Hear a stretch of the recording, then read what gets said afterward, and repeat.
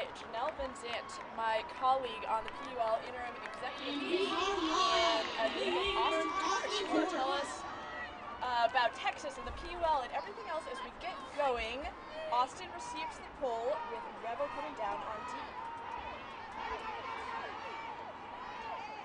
And Austin Torch with just about 45 minutes between games as they strike deep. And a tip away, but not enough. Leaf Ballcheck gets up for the D, but Torch able to second attempt follow that into the end zone, and that's a good way to start the game. That was a great way to start a game. Great follow-up. Austin on the board.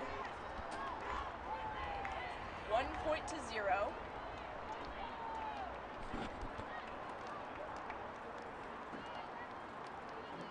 And coming into this game, you know, Janelle, we've seen a lot of Ultimate played where it's tournament style. You are playing back-to-back games. That's not the way the PUL usually functions, but Torch is dealing with that today. What's your mindset as you know, obviously they had a good one. They got right on the board, but how do you handle that mentally as an athlete? I think, fortunately for this Austin Torch team, they have a little bit of an advantage in that it's a little warm out today. So I think, given how they typically practice, they tend to structure longer practices in the afternoon to where they're practicing for extended periods of time in the heat.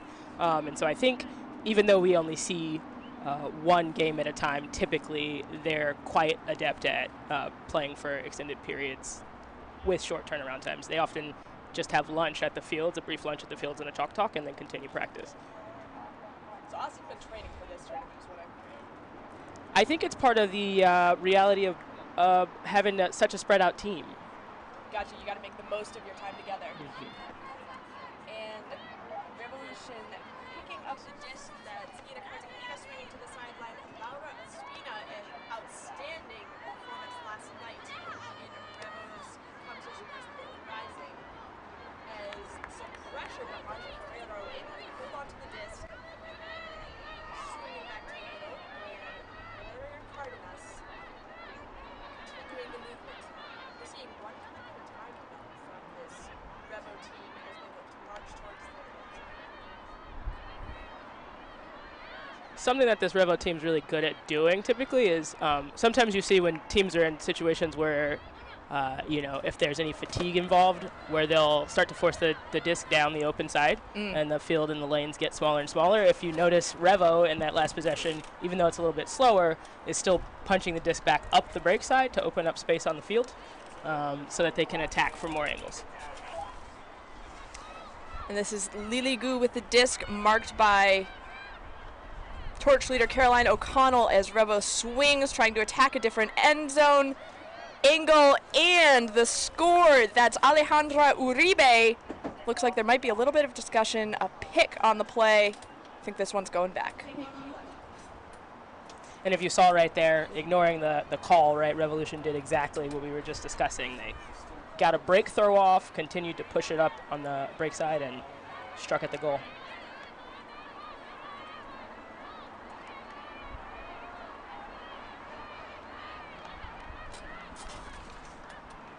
Ooh.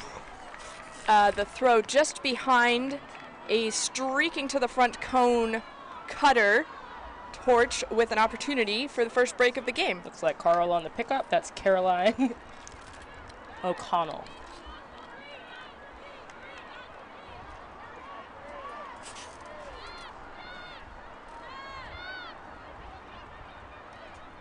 We saw a lot of Caroline O'Connell in a dig out of the ground and swinging around. Oh, just some tough, ambitious angles for that Torch handler set as Revo regains control.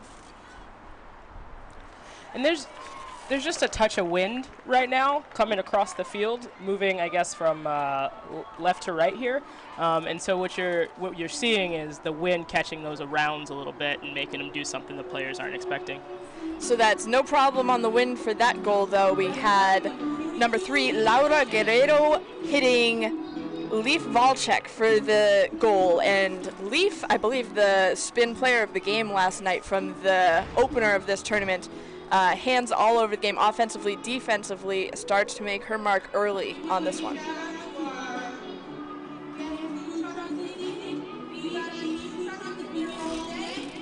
I mean, that's just hitting your receiver in the corner. Just hitting your receiver, and the wind is going with the throw on that situation, so you don't have to deal with the disc popping up or losing steam. Both important as you try to punch it in. We have a tie game, 3 minutes into the first quarter. We are going to be playing 4 12-minute quarters today with a 10-minute halftime. The clock is a running clock except between points until we get to the last 2 minutes of the fourth quarter, when we will stop the clock on everything and get ready for a buzzer beater. But Torch preparing to receive. Looks like a little miscommunication handlers, but they... Kiki picks it up. That's Megan Mendieta. And Torch again with their handlers all hanging back the first 10-15 seconds, but a turn, believe that is Jamie Estes making a play for the disc, but out of reach. Yina Cartagena surveying the field and shooting for the end zone. We've got a runner. Is it too far? Oh, just out of the reach of, I believe that's Maja, Annalie Maja. Big run for that. Would have been a highlight play for sure. Honestly, it looks like maybe a touch of a miscommunication that could have paid off. Austin looking to the middle of the field.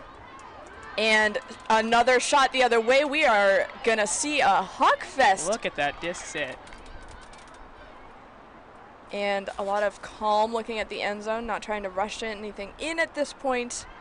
As we swing, Texas swings around, and looks like there must have been a little bit of contact jarring the disc out of the hand there. It's a strip, and Mendieta maintains control. Got a backhand force, but the disc to Julia Schmaltz on the end zone. And just a little collision at the front. It's tight space, a lot of quick movement in there. Just from a strategy perspective, really smart call from Mauricio Moore to switch to a backhand force this early in the game. The Torch is a team that's going to lean really heavily on backhand around breaks. Although it looks like, and a hammer over the top, Schmaltz to Mendieta. That is style points. Texas goes up 2-1. Number 95, Mendieta. These teams looking real comfortable with each other right now. They really are. Torch just played Revo. Talk about the history of Revo. I mean, how much have these players played together by now? Oh my goodness, I couldn't even, I bet you that you can't even put a number on it at this point. One of the storied clubs of Ultimate through many divisions.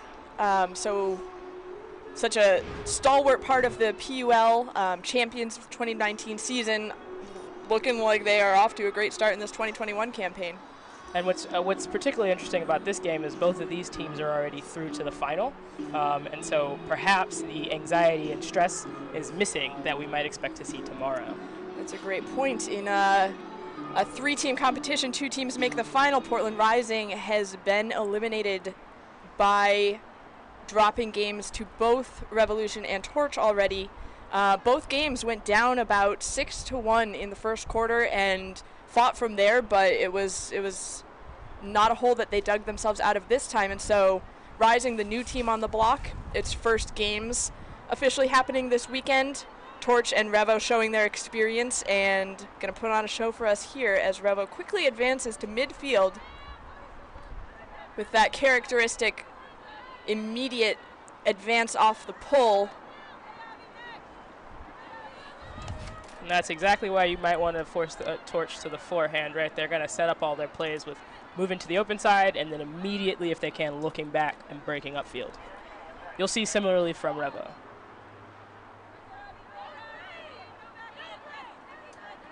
Ospina surveying hits Cartagena and seeing a lot of space. Discipline. But a pick called.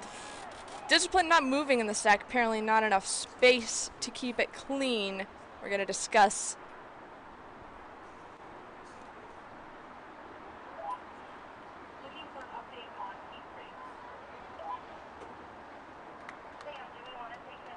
And our observers this evening, we have Sam Schurer, Malika Smoot, and Frank Wang leading on the field.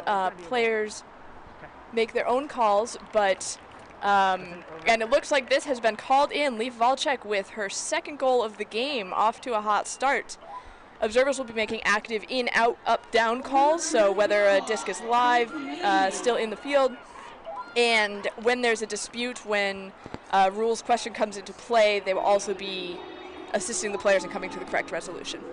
And for picks in the PUL and in Ultimate in general, it's interesting because a pick has a distance element as well. You have to be within a certain distance of your mark in order to call a pick. And so what I suspect likely happened there is that the defender was too far away to make a play on the disc. And when that happens, the play continues.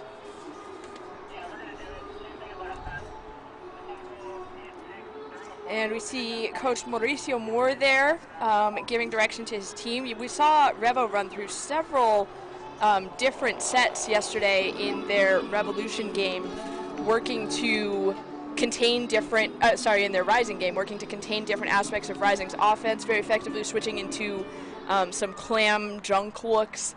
And Mauricio, wearing his cleats on the field, he told me yesterday after the game that he runs and sweats more as a coach than he ever does as a player. I gotta be honest, that seems really on brand for Mauricio. And this is the Spin Ultimate broadcast of this PUL Championship Series game. Spin, the official live stream partner of the PUL, as that pull goes through the legs of Captain Elise Bjork, but recovered, and Torch on their way. Got a loose set from Revo defensively, but that backhand force that we've been talking about so far. If you're noticing, Torch seems to be running a offense with no dump in place, so they're pushing cutters downfield and having the reset come back if the play slows down. And a quick goal. That is Schmaltz just towing it into the end zone. I think took everyone by surprise a little bit. Revo, I'm not sure knew that we were in goal-scoring territory, but a quick one, and this is already more points than we had in the first quarter of the last game. I think it was 2-1 in the first quarter, a real offensive show being put on right now by these two teams. It was just the stalwart defense of both teams last game. On the other side, we have head coach Shireen Rabi. That's correct. Leading this Torch squad as they have traveled up from Austin to Portland, Maine. And we've got a defensive line on the field, Caroline O'Connell ready for the pull. And it looks like we are going to go to a heat break. It is still quite hot here in Portland, Maine. It has been a scorcher of a day, and I think we're catching up. We're going to commercial.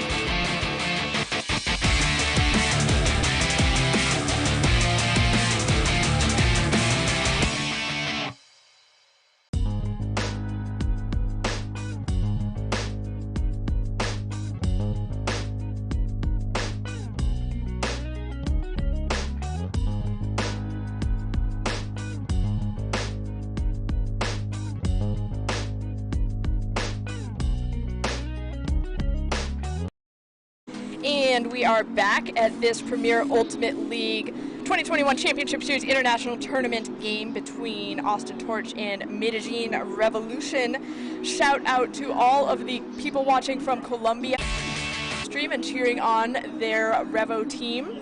Happy to have you here with us tonight as we come to you from Portland, Maine, and the honor of watching this game in person. Happy to be able to share it with you on the stream. As we come out of the heat break here, looks like Lily White giving some direction to the Torch squad as they get hyped for a D point. And we'd like to take this moment to thank one of our sponsors, Maine Ultimate. Maine Ultimate's mission is to foster and grow the sport of Ultimate in Maine. It's safe to say that this would not be happening here today without all the work they have done to put this sport on the map. And with 5 minutes, 30 seconds left in the first quarter, already the score is 3-2. It looks like we got a shootout on our hands. Excited to see what this defensive team from the Torch is planning to do to disrupt Revolution. And you have to wonder if the coaches are kind of keeping their best tactics in their back pocket right now in preparation for tomorrow's game. A great point. These two teams now in a back-to-back situation. They have both made the final regardless of the win-loss of this game. Obviously, they are competitors and they are trying to win this game, but the championship is on the line tomorrow, not tonight. And so we'll be back with you at 3 p.m.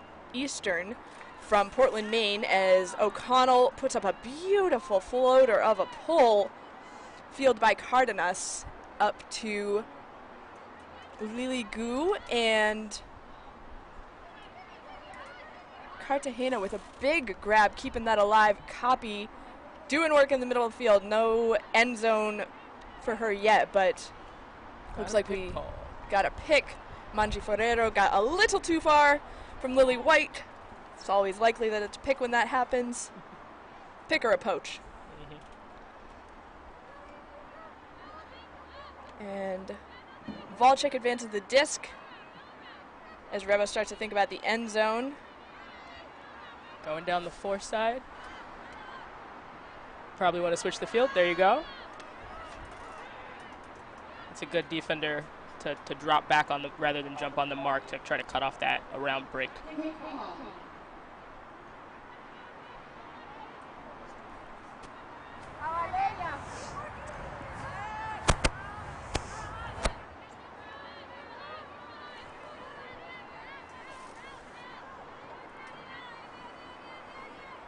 And faking to move the mark, it's Cartagena, one of the most revered field generals from this team, as they strike the end zone. That is Manji Ferrero with the goal, number 96, lighting it up, known as a thrower, but honestly does it on both ends offensively.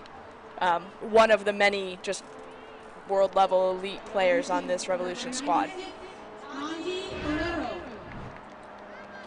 And again, just like we're talking about, getting that disc on the break side, keep pushing it down the break side. You got the defense at a disadvantage. All the downfield defenders are on the wrong side of the defender, or on the wrong side of the cutter, and it just walk it right downfield. That was Alejandra Torres with the assist. And Janelle, what does it mean for the PUL to be back this weekend? I mean, it has, I counted before the first game yesterday, it had been 776 days since the last PUL game, the 2019 championship final. What does it mean for the league that we're playing again? Oh my goodness, it's such a relief to finally have some action on the field again. We've been obviously doing a lot of work behind the scenes with our racial equity sort of refocus.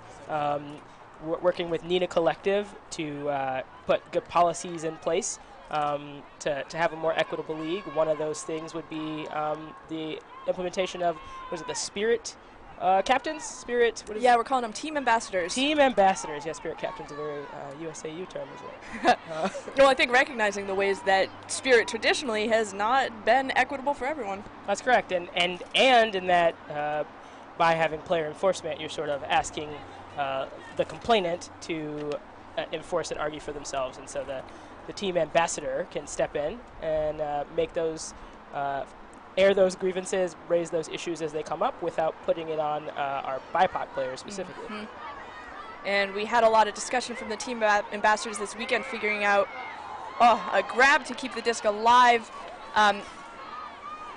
figuring out how to maintain safety this weekend. How can we play Ultimate in a way that keeps us all safe and lets this happen?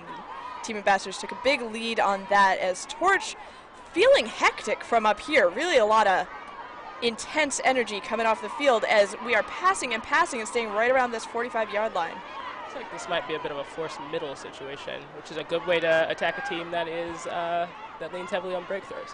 Back on the 45 the other way, Revolution forcing Torch back towards their own end zone, just walking it back. This is Ivy Arison shooting forward and Gabby able to Quina. connect.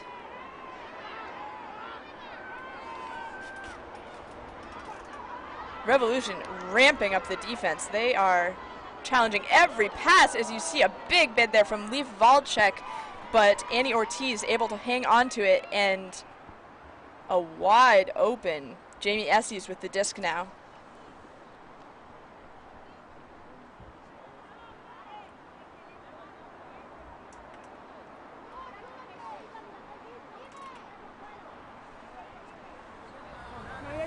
There was no call. Sit here, ground check, wait for the ground check.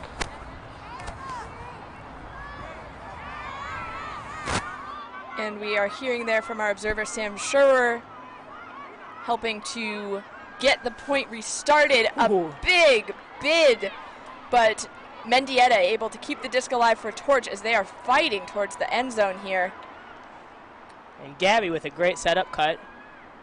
And a cheeky over the top. We're on the doorstep with Marissa Land. I'm not even sure that was the Torch player that was intended for, but Gabby Quina bringing in the score. 1:32 left in the first quarter. The score is Austin 4, Medellin 3. I don't think we've seen a break yet, right? This is offensive focused game. And as you see, the big bid, Leaf Valchek, an intense player on both sides of the disc. And Torch able to outlast this defensive pressure. Hit over the top and then this inside backhand, jumping it in for the goal. You gotta love to see this defensive, just person defense with lots of pressure. And Torch rising to the challenge and attacking every disc as it comes in. See those two Torch jerseys there, the darks on the players, the white on the bench. The darks actually designed by Austin captain Sharon Sow. And Janelle, as an Austinite yourself, you've got background with some of these players. How many of them have you played, coached? Probably 80%. I didn't quite do the math, but I can tell you I coached everyone on the screen right now, and that they all played together at the same time at the University of Texas. Hook 'em horns. Texas Pride up here in Maine as we come to you from Fitzpatrick Stadium. And Torch ready to put up a poll with the Discraft Game Disc. Discraft, the official disc sponsor of the Premier Ultimate League.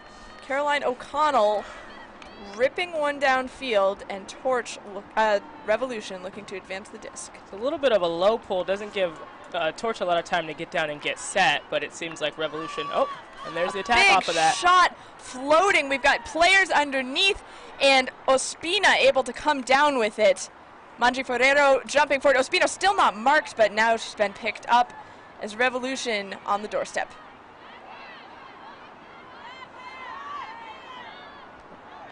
Revolution, just that quick movement. You see it. They are running by the instant they've released the disc, and a blade into the end zone, and the sky from Valeria Cardenas. A big reception, and Medellin 4, Austin 4. It's pretty high-powered first quarter. Talking about sisters, we've got a pair on each of the teams at this international tournament. We talked about the fourth sisters from Austin, Bex and Katie. We saw the Batchers, Emily and Lauren with Portland Rising, and absent today, but a huge part of the history of this Medellin squad, we saw Valeria Cardenas, her sister Manuela. I mean, two of the most superstar Ultimate players we've ever seen. For a long time. Valeria known perhaps even more as the thrower of the two, just able to pinpoint anywhere on the field, but that time bringing in the goal herself. Fun fact, Bex and Katie Forth, I'm sure everyone knows, but they're twins, but unfortunately it doesn't look like Bex is actually out here today. All right, a sister apiece in this game then.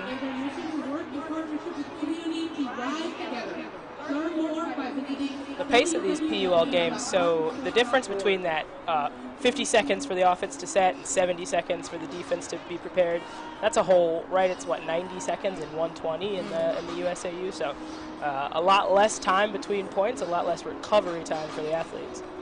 Yeah, and I mean, but it keeps it very exciting for the fans. There is nonstop action here in the stands. We've got a crowd. They have migrated, so we are everyone keeping their social distance today as they cheer on these two teams in the second of our doubleheader.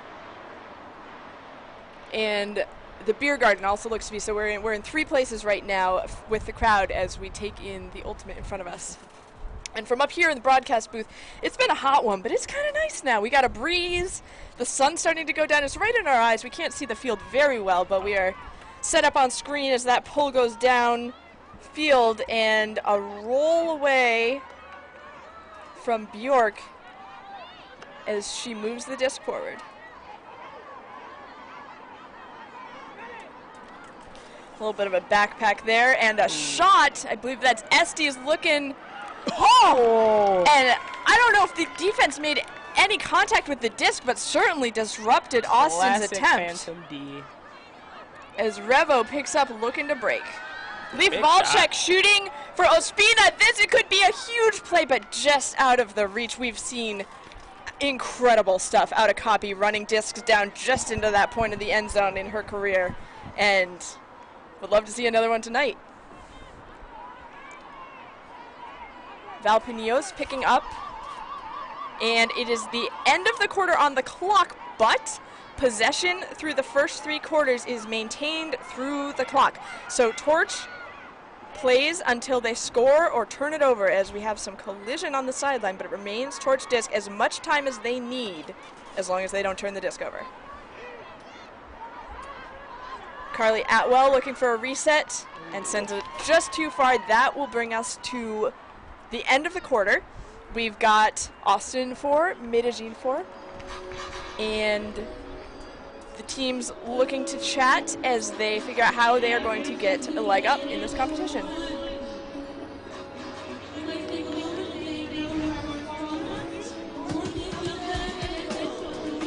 All right, we would like to take this moment to thank one of our sponsors, Beyond Strength. Beyond Strength is the home gym of Portland Rising and Maine's premier physical fitness center, offering everything from athletic training to injury rehab, boot camps, and more.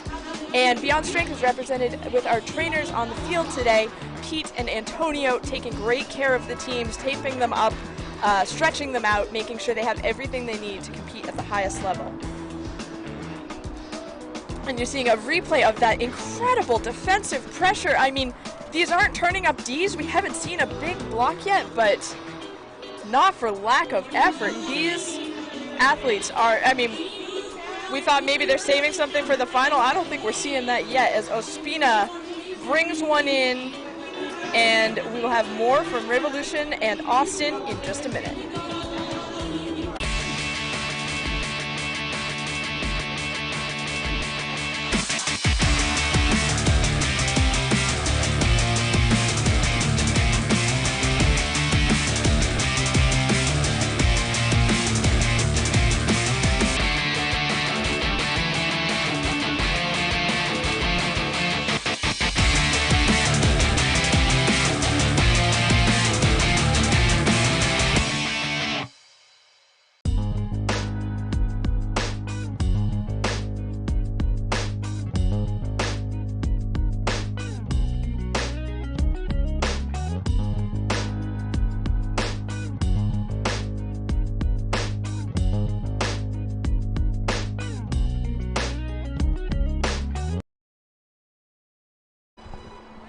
And we are back at the second game in the doubleheader of Saturday, the PUL 2021 Championship Series International Tournament.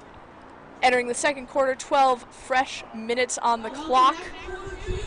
And head coach Mauricio Moore conferring with the observers as we get ready to start the second quarter. 4-4. Janelle, what are you seeing from these two teams? What's Torch doing well? What's Revo doing well? What should they do better? I think this is a great example of good high-level ultimate, specifically on that part of the offense. Like we've already talked quite a bit about how the defenders are basically backpacks for the offensive players, but the distinction between really quality ultimate and maybe some less experienced ultimate is the ability of these offensive cutters to attack the disc and the ability of the thrower to put the disc in a position that even if these players are diving, that their players can come up with it. So the window's a lot smaller, but you're seeing like really high execution still. Yeah, you are. Despite the wind, we've got quite a gust coming through this broadcast booth as the players get ready for the second quarter. I believe that's Torres with the disc, and moving into Cartagena, the wind. Crosswindy? Yeah, crosswind definitely some gusts, though, but not seeing any effect on the disc at this moment. As we shoot to the end zone, that's Leaf Volchek all alone, and Leaf's going to bring that disc in 10 times out of 10. The wind certainly did not affect that throw. No, it didn't. Leaf putting up a big stat line for her second straight game. Exciting to see her slot in with this Revolution team, which does features a strong core, mostly of folks from Medellin and Colombia, but Leaf coming from Germany to join in, and part of a strong tradition of elite players joining an elite team to chase glory. Yeah. Who can blame them?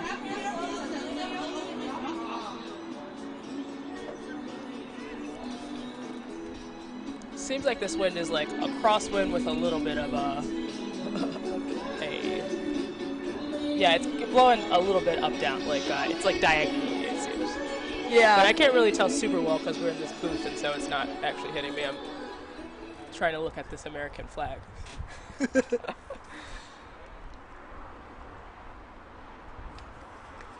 And so the wind has a huge impact in game in the sport of ultimate specifically, because depending on the direction it blows, that affects how it's going to affect what the thrower has to do to make the disc fly true.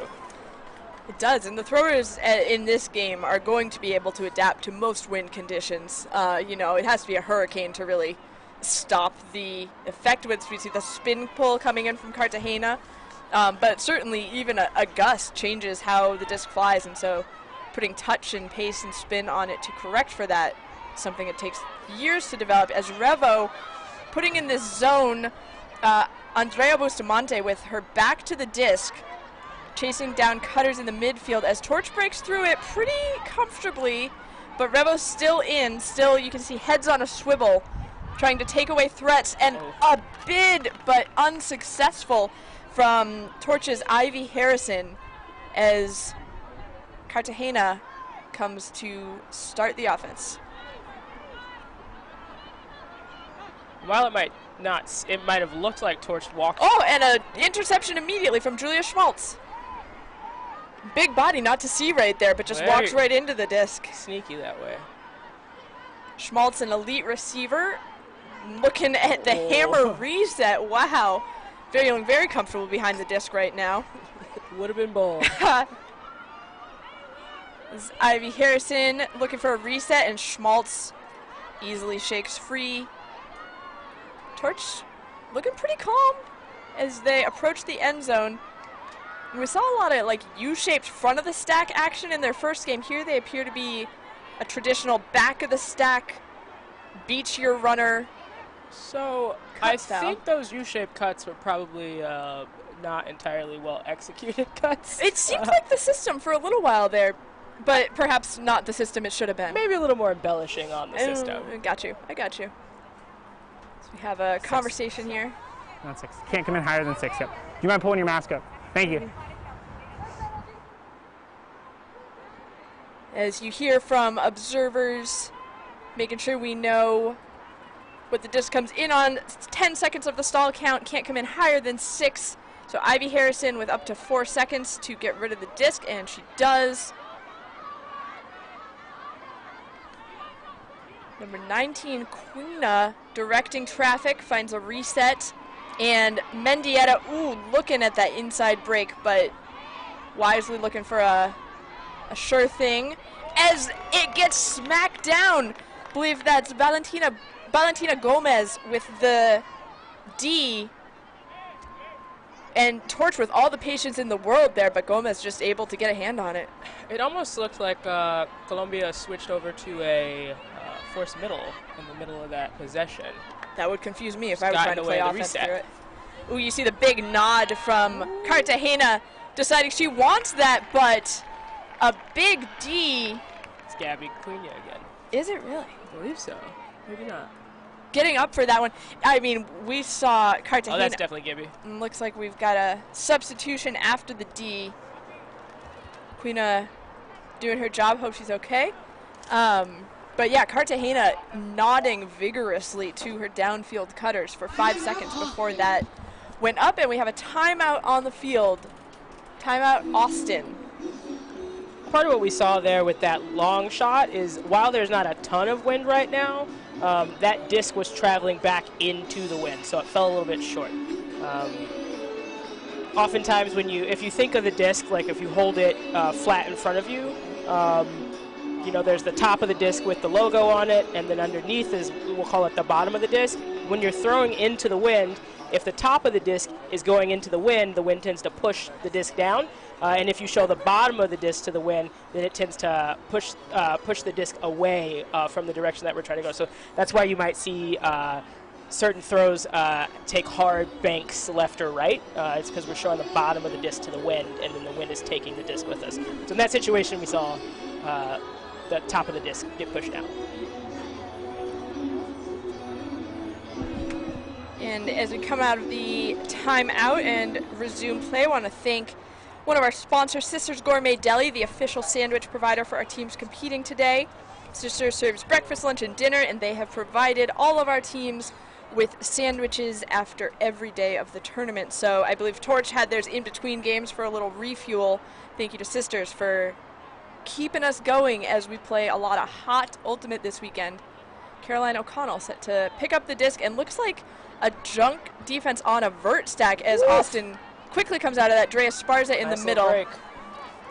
And Broom, I believe that's Broom, shooting. Oh! A huge grab on the doorstep and puts it up. A D block. Wow. That may have been too exciting. Wow, Ron Eater popped up from that full extension. I can't wait to see the replay of that. And then a second one, I believe that's Cardenas just saying nope. And we've just heard it looks like NYGL and Riley are going into overtime at 10-10. At the PUL East Championship happening this weekend. Two exciting games, and a shot with that inside IO from Cardenas, but Abby Thorpe knew where that one was going and able to dunk it down out of the air. We've got some shooting going on now. By which I mean shooting with the disc. Particularly creative shot. Would have been wonderful if it paid off. Big backhand looking for O'Connell. That rock of the handler set going downfield. Streaking. And calmly surveying options. I mean, O'Connell's not worried about not being marked. And a particularly smart thrower, not going to feel rushed in that situation. Putting up something for Ronnie Eater, which is a good bet, but Leaf Valchek, too much of a challenge on that disc. Wow, this is a point of plays. I feel like we've got a highlight reel out of this one alone. They really opened it up.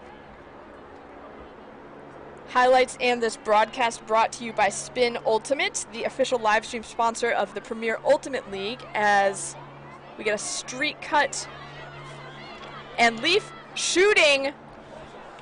Receiver correctly able to come back for that. That's Ana Rojas, number 13 in the middle of the field, playing a little give and go. As Mafe Galindo slows it down. Cardenas picks it back up. And we got a pick on the field.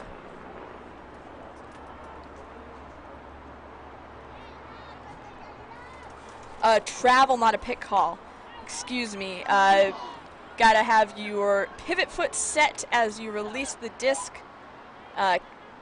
And Cardenas looking to reset the O. That'll be a pick.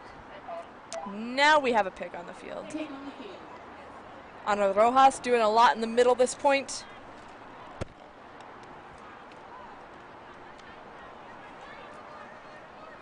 This Revolution looks to go up. And not this time. Ronnie Eater with the layout block. This Eater-Valchek matchup, oh my gosh. I hope we get treated to this the rest of the game. We saw Eater, I believe, go out briefly with a cramp towards the end of the Rising game, so hopefully refueled and had a little bit. Yeah. Bit of sandwich on the sideline. I mean, she looks all right now as Abby Thorpe able to hold on. Caroline O'Connell decides to rip it. Carl with the hook. Looking for Dre and Ana Rojas, two Premier Ultimate League board members battling for the disc down there as Revo regains the disc, looking for the break. Oh, dangerous play. Everyone recovers safely. Manji Ferrero. And Torch looking a step slower right now. Trying to reset into this D. But Revo not able to take advantage until that shot for about 20 up the middle. Galindo looking for Valchek.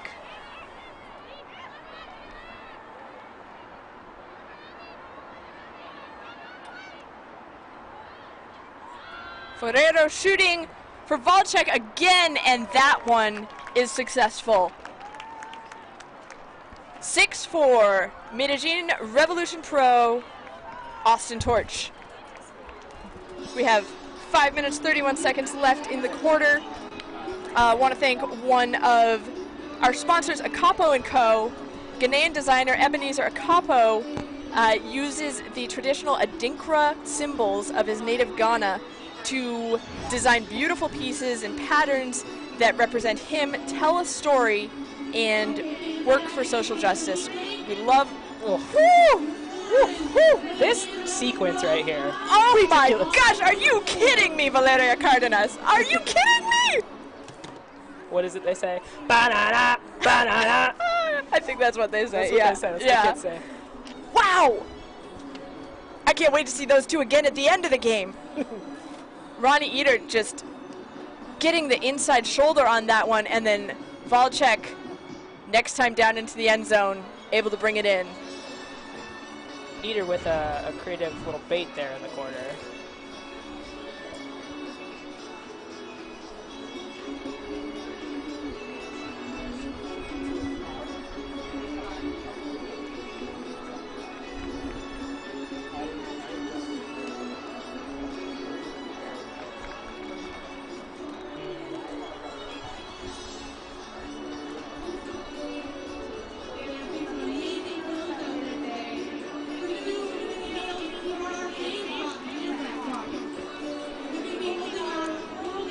All right, so the stadium clock is running. We'll have to see if... Oh, apologize. It's running because we are counting down the timeout, of which there's about 40 seconds left. Revo looks like they are about ready to send their defense out.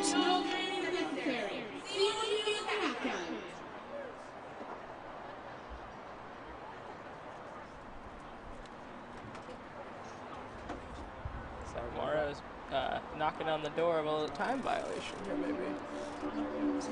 Got a lot of coaching to do. Oh, that's the timeout. That's the heat. That's the heat clock. They still have. I got you. Perhaps we are in heat timeout as we work to make sure these athletes have the time they need to recover. Revolution now preparing for the PUL.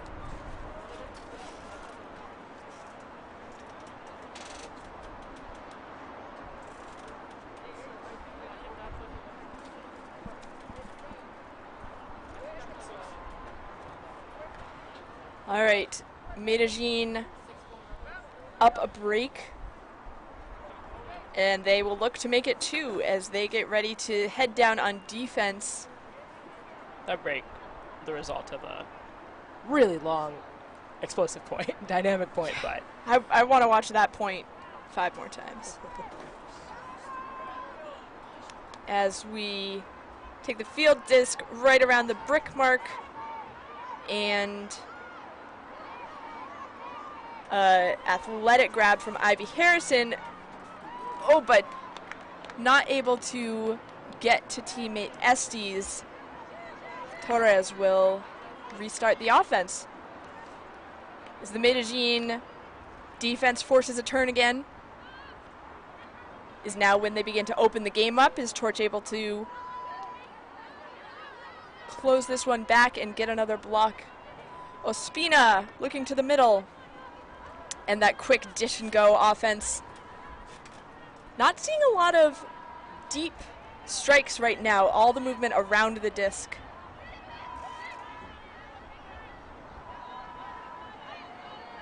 I mean, if it's broke, don't fix it. Or if it ain't broke, don't fix it. They definitely have moved, 40%, 50% of the field by just working it with these little passes. So when are we supposed to fix it? I don't remember anymore. I just think you don't fix it. And just outside the end zone, Cartagena. Oh, the kick block from Schmaltz. Smartly faked off by Cartagena.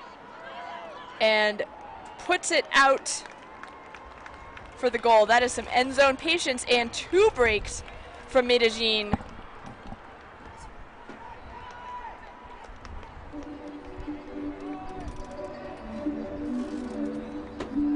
Medellin looking calm. Not a lot of excitement, firepower about that break. I mean, it shows they've been here before, but also... Yeah, kind of clinical in how it is. It's just punching it in offenses. That goes to Anneli Maja for the goal. Doesn't look like Shireen Rabi will be calling a timeout after those 2 breaks. Trusting Torch to that it's execution errors. He's throwing out a D-line, it looks like. Got a big heart from Maja, goal scorer, as she heads back to the sideline. And Torch looking to right the ship. What do you say for a Torch? Relight the spark? Hand off? I don't know. Some more gasoline? I don't know. Some more gasoline? More gasoline. There's a song about that. You gonna sing it? Absolutely not. Volchek, I believe, lining up for her first pull of the day. Apologies if there are others and I missed it, but looking forward to seeing where she's able to put the disc. Really seems those gusts have died down as well.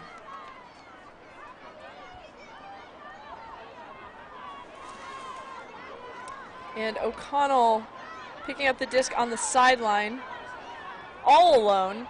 We've seen that Torch handler set back now. Everyone is in front of the disc as, oh no, a fall, a cramp perhaps, too. Nikki Gilbert. Gilbert calmly waiting for the stretch from her teammate. Nikki's not the most high energy to react to these sorts of things. I've never seen a calmer cramp. I feel like that's a good time for a spasm, and she's just sitting and waiting. But I think we're seeing the effects of back-to-back games, very hot, very humid. I mean, you're from Austin. I know this is not like groundbreaking weather, but it's a lot to ask these athletes to do this, and the hydration is part of the challenge. Mm-hmm.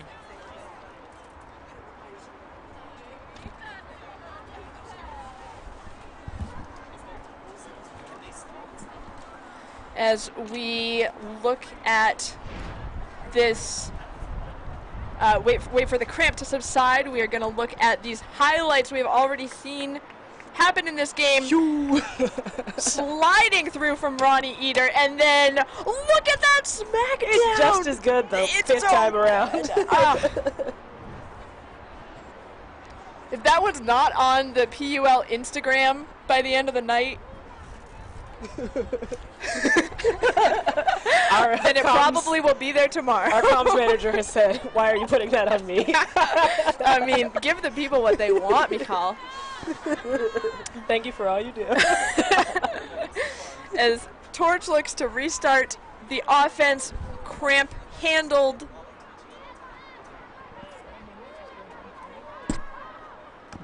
And to the turf, we've got Laura Guerrero coming to pick up with the hot pink socks marked by Lily White.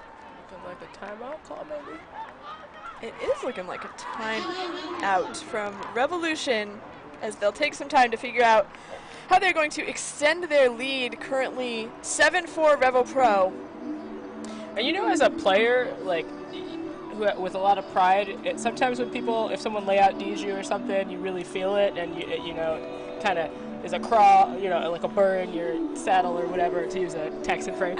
That layout D, you can't be mad about that at all, right? You almost want to applaud it. It's like, well, you high five your you mark got on that one. Fair enough. Appreciate you bringing the Texan flavor to the broadcast right now. Side note, not really a Texan, but I'm trying. That's probably why that analogy is so bad. No self-respecting Texan would ever have. I mean, at least not a city Texan. I can't speak for the small counties. Fun fact, Texas has 254 counties. It's a massive Holy state. cow, Maine had, oh gosh, I hope I don't get it wrong. I think it's 16. We're going to check that. We've got a song about it and everything. 254! 254 counties. Okay, I actually wanted to talk about this. So, Portland, city of Portland's population, where we are right now, 66,000. Medellin, 2.1 million. That's quite a bit more. Yeah, the scope of this, Medellin, looks like we have a self-called travel there. We're going to Did look like that. She called it. bring it back. Took a little run with the disc, and that's not allowed. But players able to make their own calls, as Lily White appears to have thrown straight into Cartagena, who didn't appreciate it very much. But okay, a high five, and that's one way to get the D. Revolution looking to double up the score. Austin has not been able to punch it in the second quarter as Torres surveys the field. And we have a call, looks like a pick in the vicinity of Lily White. Alejandra Uribe with the disc.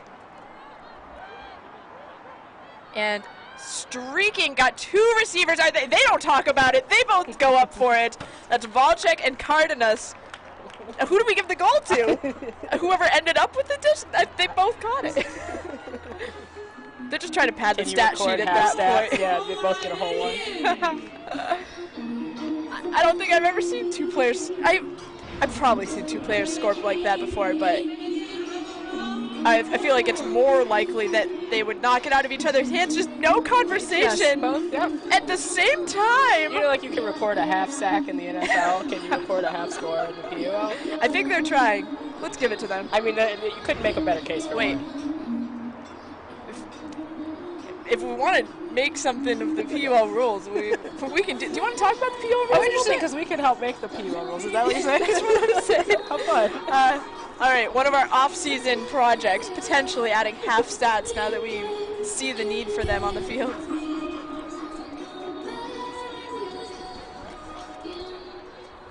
And we want to welcome the viewers of the Raleigh Radiance and DC Shadow game to the stream. Just ended 11-10 in overtime.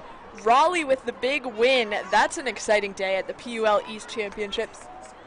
Lindsay Sue scoring the final goal to get the win. Man, I love an overtime game. Does that mean we're looking at Raleigh Shadow in the final tomorrow?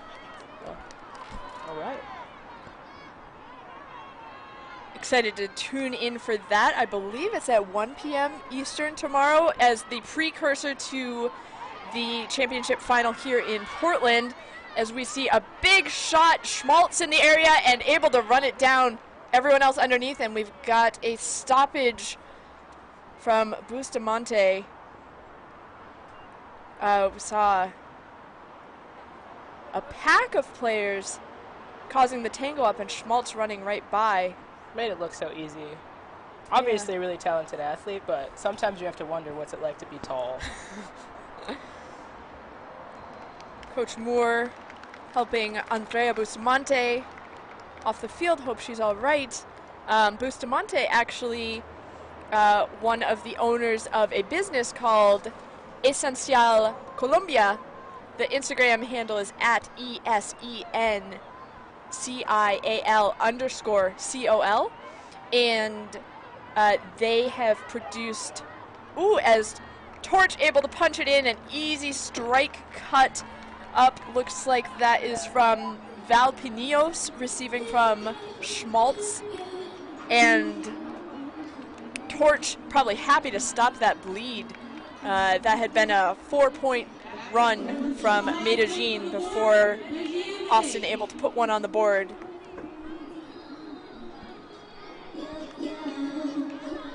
And that is 8-5 Medellin. The Esencial Colombia company makes these beautiful bandanas, scarves, ribbons. Had some Portland Rising ribbons made, and Andrea Bustamante brought them up from Colombia to have in our merch tent here in Portland, Maine.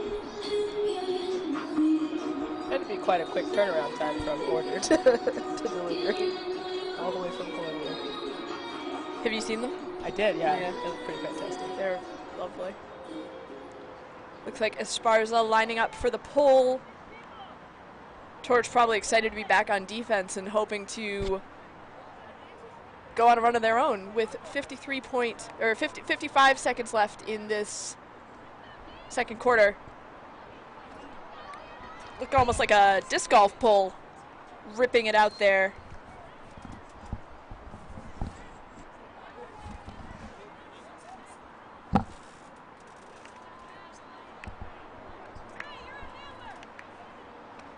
And a tight pack of players in the middle of the field. I think we had 10 players within 10 yards of each other there. And Revo, with some distance, pressured Mangiforero, looking to continue downfield to Volchek. And a trip, which allows Ospina to get free, but can't quite run that one down. Disc falls out of the air just past her fingertips. And with the second quarter, Torch has possession as time expires. So they, as long as they don't turn it over, they have as much time as they need. Esparza shooting and going over the entire pack. We see a somersault, and that will take us to halftime. As Eder, one of the receivers in the area, not able to bring that one in. It's like we are slowly moving towards our halftime, as we've had a really great first half. The current score 8-5, Revo on top. It's an exciting score. We have a second half coming up for you here in Portland, Maine, as we look at some of the highlights from this packed first half. Some D's to get it going early. We came to 4-4 in the first quarter, as you see that broom forehand to Eder, and then wait for it. Boom. Cardenas did not give up on that play. And we will be back with you after this halftime with an interview with one of the coaches from this second game of the doubleheader in the PUL 2021 Championship Series International Tournament in just a minute when we return.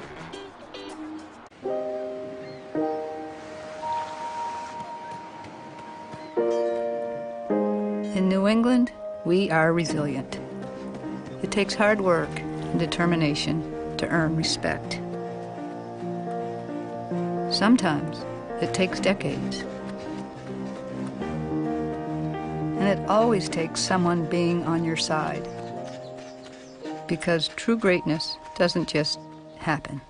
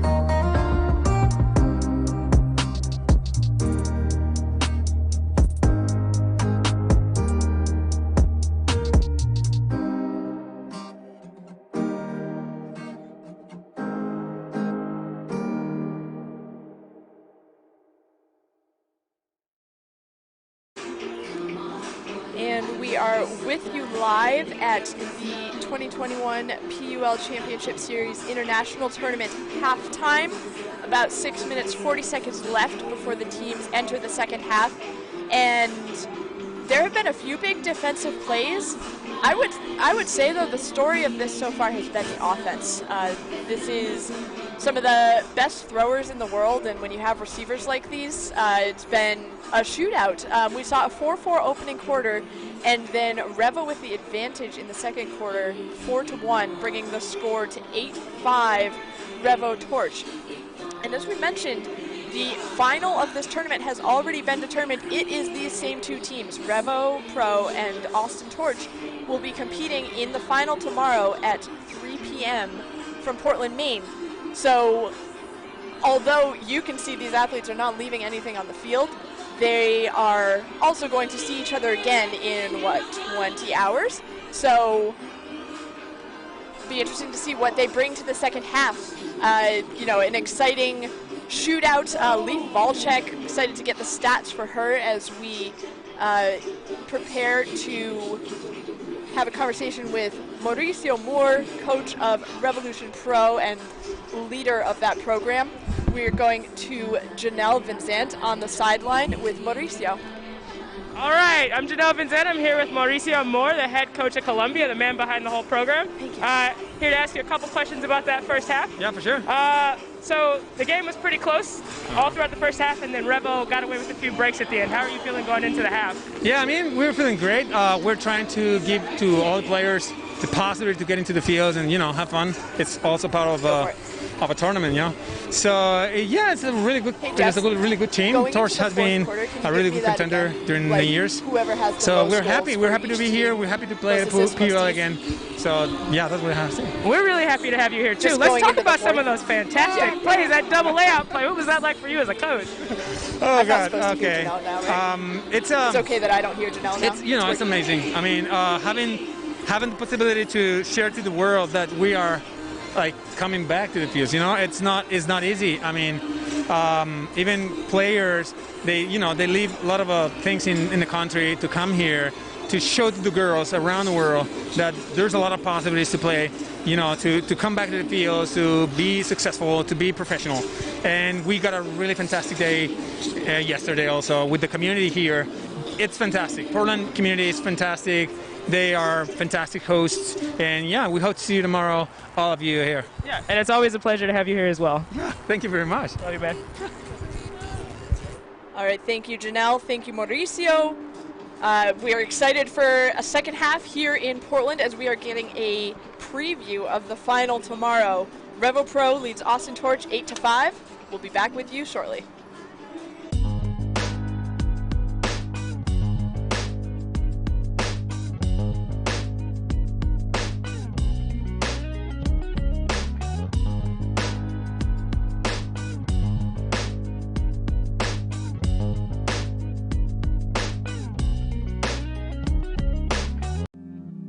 What makes design unique?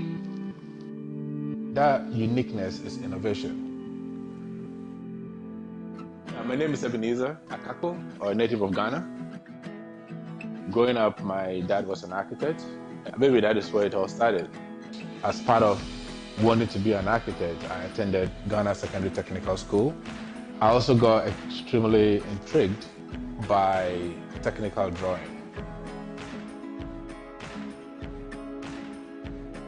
When I graduated, my dad was like, I think you should go into jewelry making. And for a second, I was like, wait a minute, jewelry making? I mean, what is that? The first time I went to the jewelry shop, the manager had a degree in jewelry making from the university, looking like a doctor. I was like, wow, this is actually cool. My dad decided to send me out to Italy to study jewelry design and stone setting.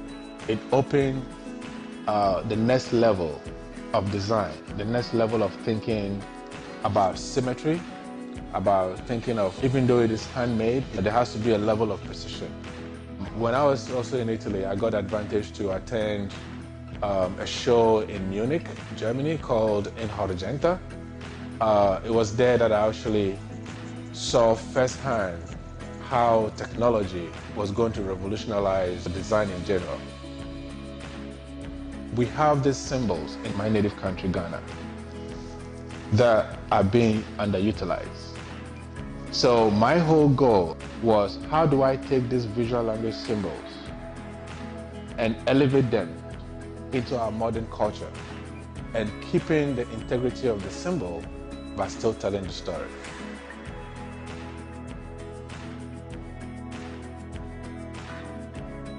That same story I see even in my work today. I see that by using the patterns to create coasters, earrings, pendants, cuffs, people look at them and they find their own story.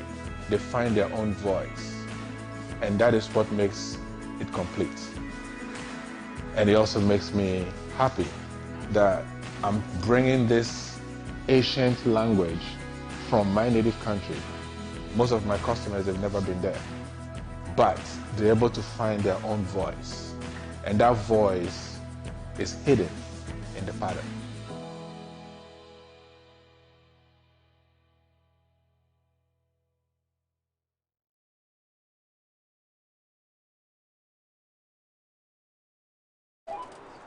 And welcome back to the second half of the second game of the second day of the 2021 PUL Championship Series International Tournament.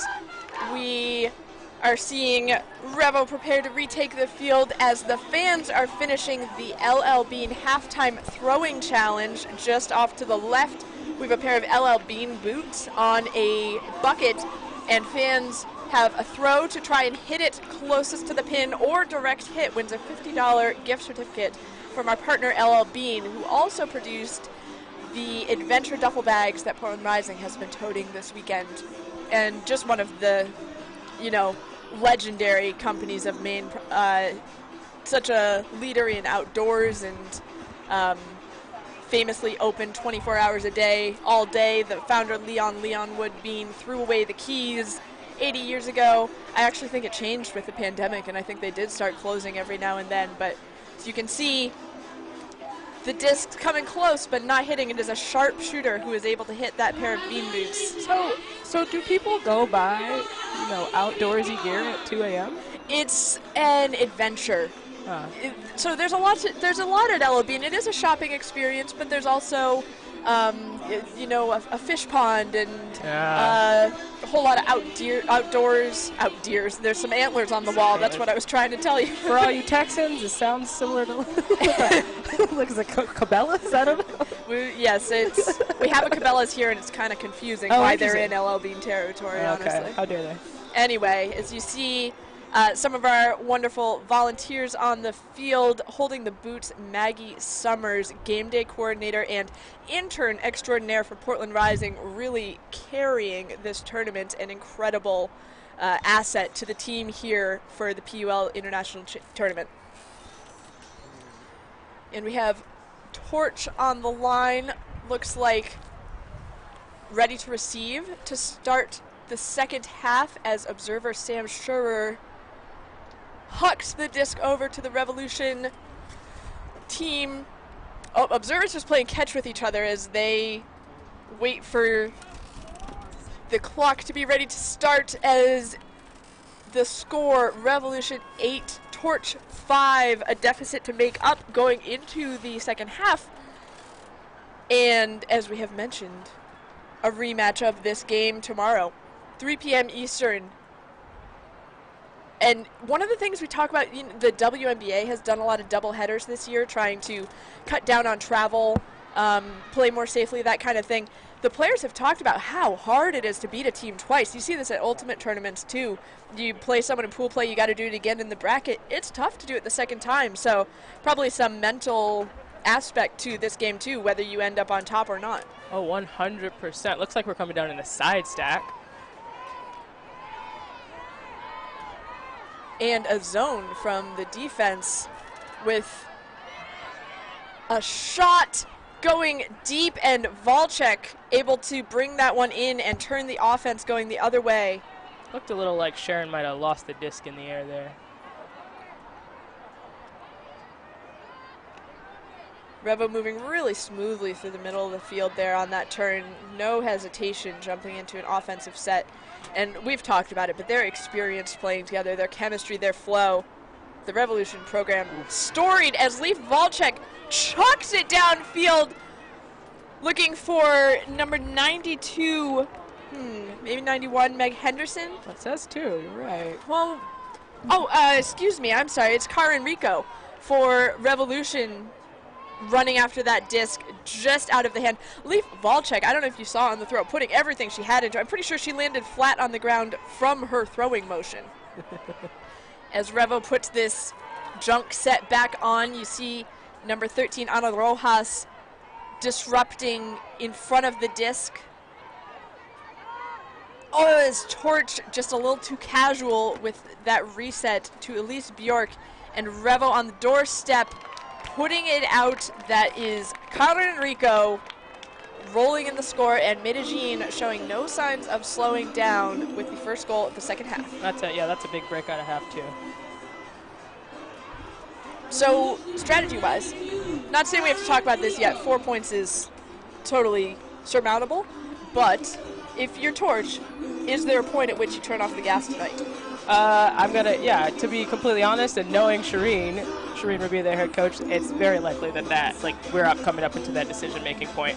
I had a coach back in the day when I played for Showdown who used to tell me, you don't want to burn too many matches, and every time you get yourself in a deficit and have to fight your way back, right, it costs you in the long run. And so this is one of those calculuses where if Torch could fight their way back, but at what cost? And so then second question for you, as a player on a team with your pride, your skill, all that kind of thing, I don't see many of these players saying, okay, I'm going at 60%. You think we can still expect to see big plays from individual players? Oh, absolutely. And I would expect, maybe a little more experimentation, mixing it up, trying out or getting lines, reps that you want to work on, that you want to work out, and maybe throw tomorrow, and just getting a little more reps. It's especially important this season because the sort of the practice period, the build up to the season was so short.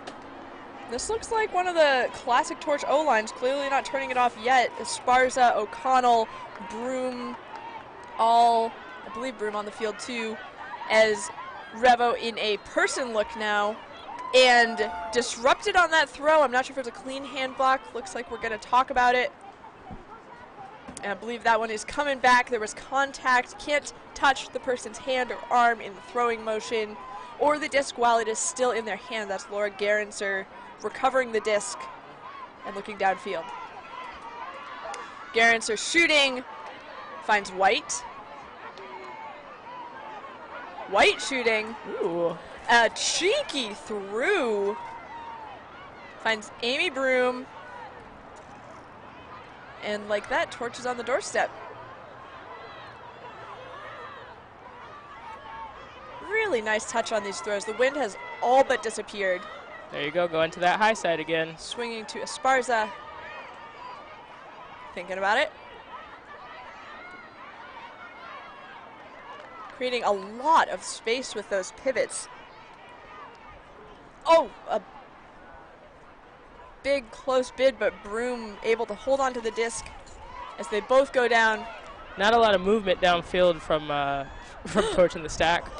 No, and a bobble sent up. Revolution streaking the other way, but no thrower with the disc.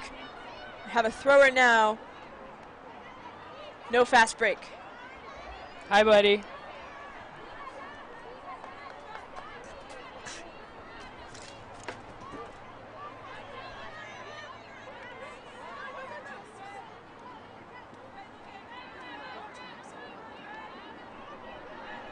Cardenas surveying. Revo really with some slow for them offense here. I feel like anytime it's more than 3 seconds holding, that's slow by Revo standards as Cardenas decides to stop waiting around. Shooting for the goal. That is Cartagena bringing it in. That Cardenas-Cartagena connection, potent. Absolutely. Hard to beat. Hard to Money. beat. Cartagena with the spin spike as they celebrate adding another goal to the scoreboard. That is 10-5.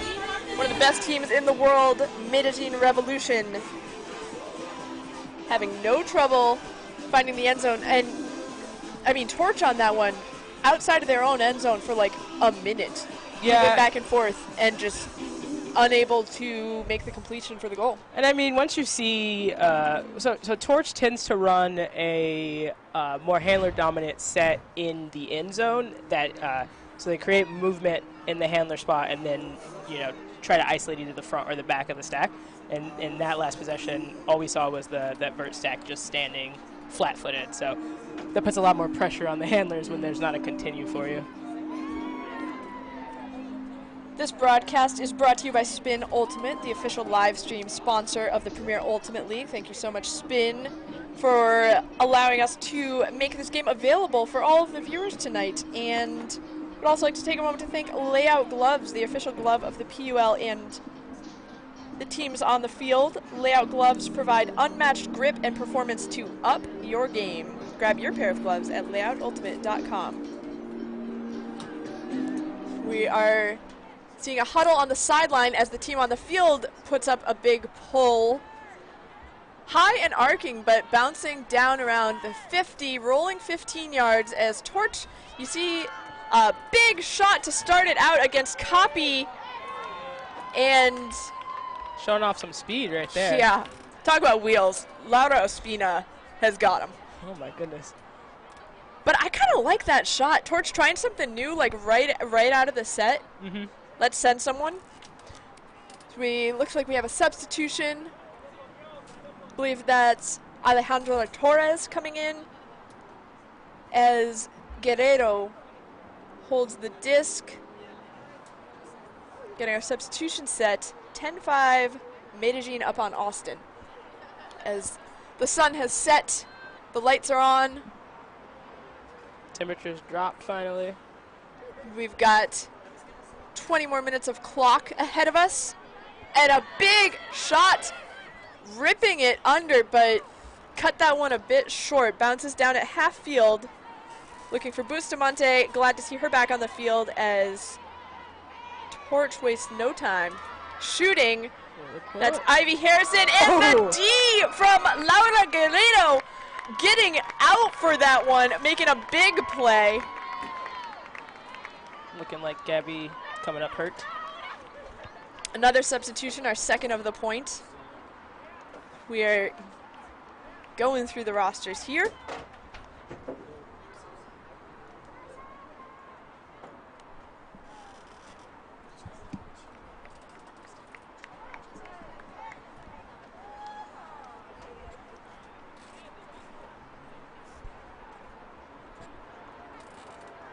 And 7 minutes, 21 seconds left in the third. We've seen a lot of hucks the past couple points, and I don't hate it. That's exciting, Ultimate. Give the people what they want. Right?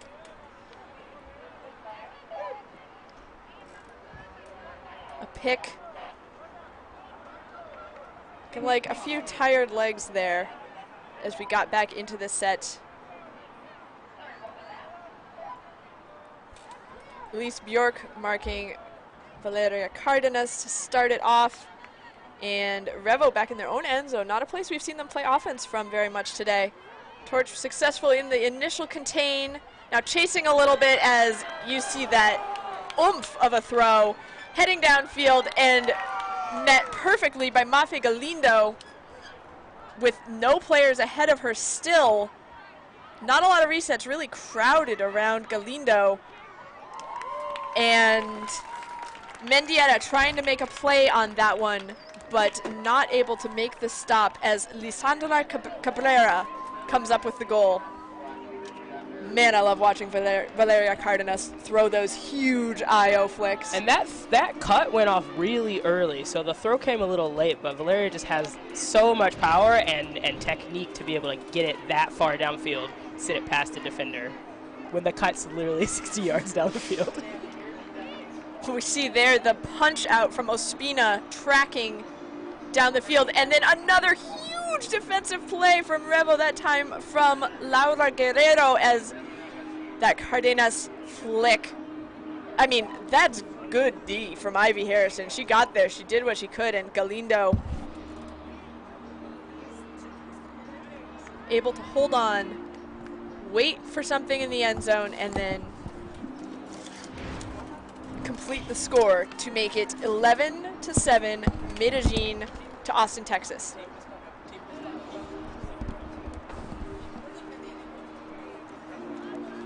You see a defensive line out there for Revolution. 6:26 left in the quarter, and a perfect opportunity to say thank you to one of our sponsors, Martin's Point Healthcare, a not-for-profit organization serving our community's healthcare needs with the highest quality care and coverage. Thank you, Martin's Point. As the PUL sails out of bounds, Torch will be able to start this at the center of the field.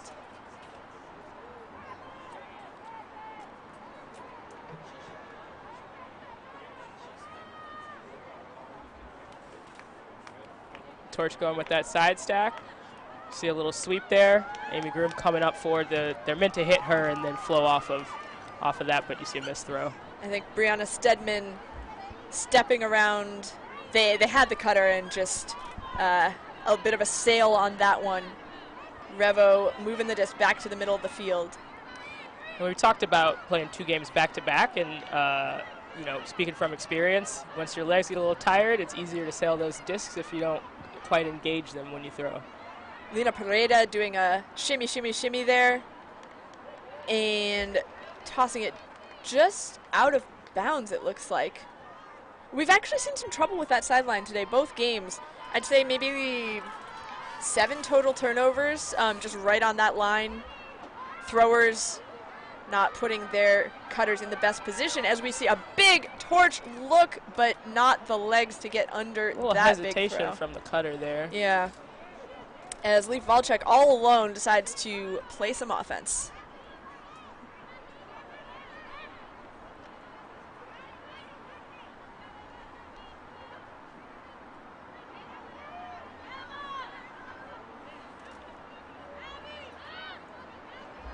And it looks like sun down there on the field now, but that is our lights at Fitzpatrick Stadium in Portland, Maine. So grateful to get to host this incredible display of Ultimate here in Portland as Revo shoots for the end zone to who other but Leif Valchek. We're making a statement for player of the game again here. Hard to argue with that. I'd be excited to watch this game film back and understand where all these cuts are coming from. It's some big plays under contested pressure, and it's a lot of she's just already there. And all she has to do is close her hands because she did the work early. Absolutely. That's a study in offense for somebody. And gives the thrower often miles of room for error.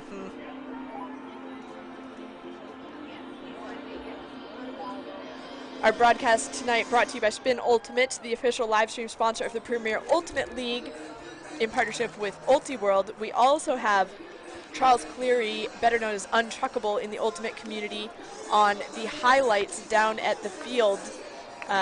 Chuck, one of the most renowned Ultimate videographers out there, creating some really excellent highlight packages for us, and also has spent the past 2 years documenting Portland Rising's long delayed, we call it the second inaugural season, and preparing to create a documentary about it. There's a lot of story that we got to see a glimpse of it this weekend, and more to be told as Revo brings a D-line down the field again. Score is 12-5 Austin, and that first quarter 4-4. Since then, 8-1 Revolution. Wide open Julia Schmaltz. Julia Schmaltz still open. I'm going to call it an accident because it's definitely not a choice. And walked in on that one. Got to make one more throw to make it official. This looks like some confusion about who's cutting, but why not chuck it upside down to Schmaltz, pointing back at her thrower. Maybe all that Torch needed was to put the disc upside down. There you go. That's what fixes things for sure. That's just good ultimate strategy. A little swag from Val to through the score. You love to see it. Schmaltz unmarked most of that point. I believe Laura Guerrero caught up to her eventually. Number 3 on number 3, but Schmaltz making the eyes with her thrower. She knows that was a gift. If you're the coach of a team that left Julia Schmaltz uncovered, you got to be having a heart attack a little bit. Yeah, that's a decision. I don't think it's a decision. All right, so Janelle, we have the PUL International Championship, International Tournament in front of us. We have the PUL East Tournament happening in Bayonne, New Jersey, hosted by New York Gridlock. In 2 weeks, we have PUL Midwest. Can you give us the preview on that? Let's see. It's hosted in Wauwatosa, Wisconsin. Correct. I do not know where that is on a map, though. So. Sounds cool, though. It Wauwatosa? does. They have great names for places in the Midwest. Speaking of the Midwest, hello, Holly Dinacore. You've asked for a shout-out. There it is. At the PUL Midwest Championships, we'll have... we'll have Wisconsin... The Milwaukee Monarchs. Milwaukee Monarchs. We'll have Columbus Pride. That struggle happened real... That struggle was real. Yeah, and looking Indy. for the... trying to talk about two things at once Indy, here as Revo marches the disc up to the field. But yes, Milwaukee, Columbus, and Indy looking to put on a show for us in 2 weeks. Excited to see. That will also be the first time that the Milwaukee Monarchs will be playing. So Shadow in New York this weekend, Rising here in Portland, and then Milwaukee in the Midwest, and the Minnesota Strike still to play, looking at the 2022 season, as Revo tossing the disc around, getting close to the end zone, and finding the inside free for Manji Ferrero. Medellin running up the score here. You really got to love, I think 2 of the 3 events we have are from teams debuting. Really itching to play, I gotta tell you. Really itching to play. It has been a haul to start a team and not have anything to show for it for a year and a half.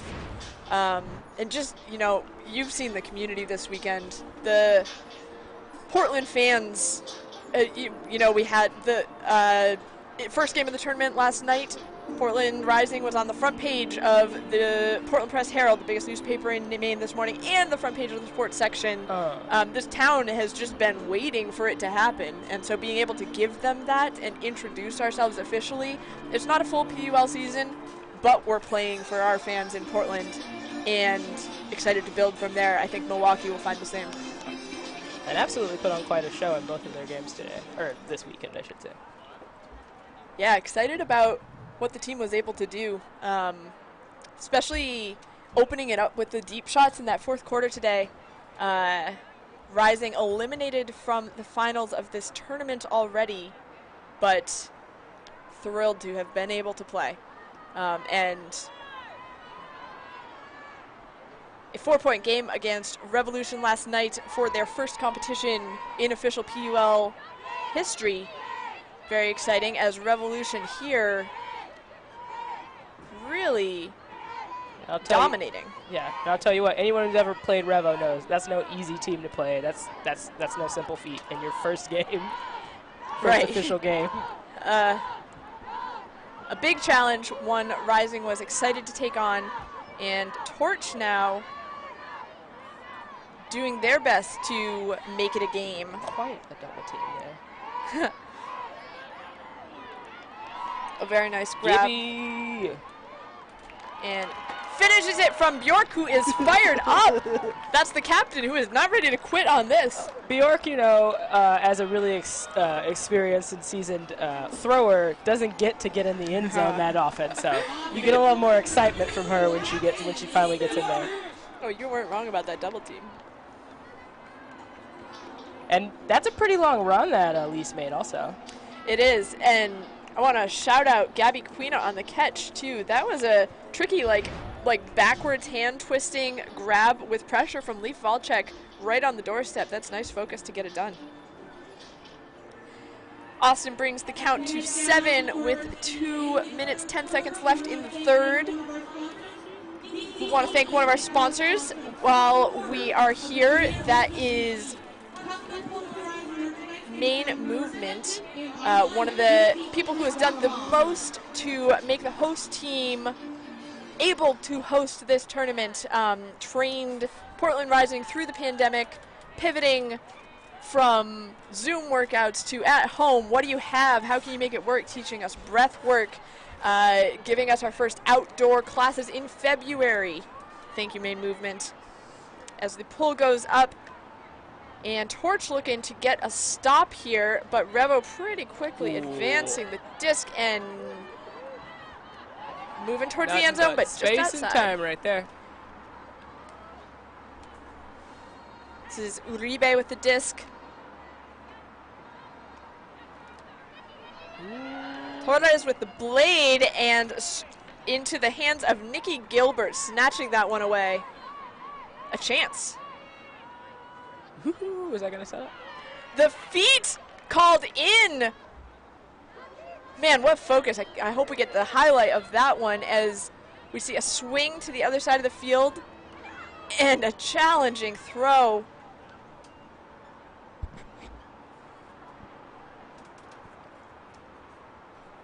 Looks like the 14s, Uribe and Berrigan, in a bit of a collision there.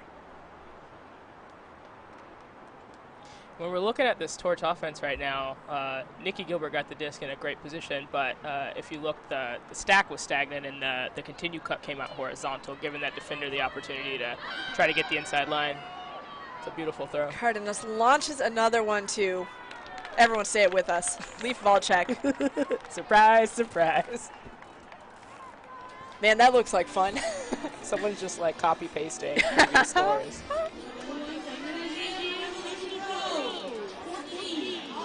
You really got to give it to Cardenas too, with that like soft around on these long throws.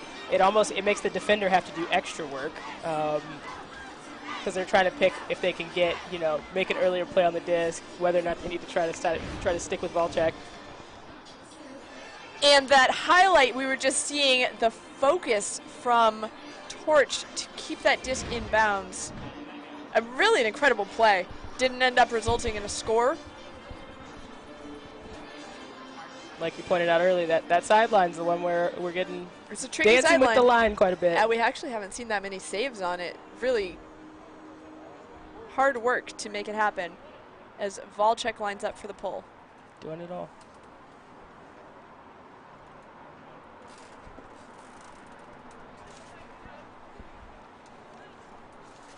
See Annalie Maja giving some direction there.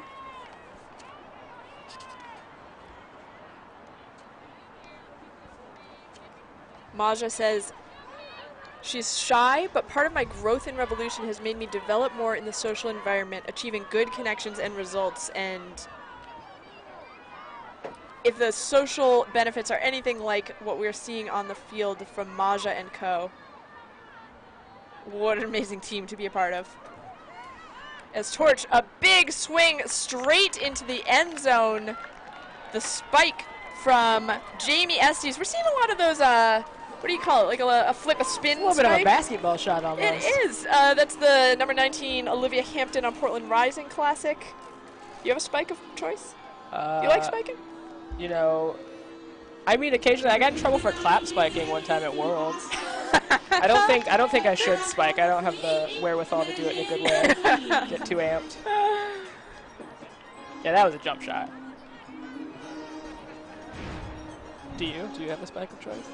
I like to do just like the very casual, like backhand to the, like not. It's like it floats down, Not too aggressive. No, it's like, look, I caught it, but I can throw too, kind of spec. Anyway. I think when I got older, I went to the fist pump.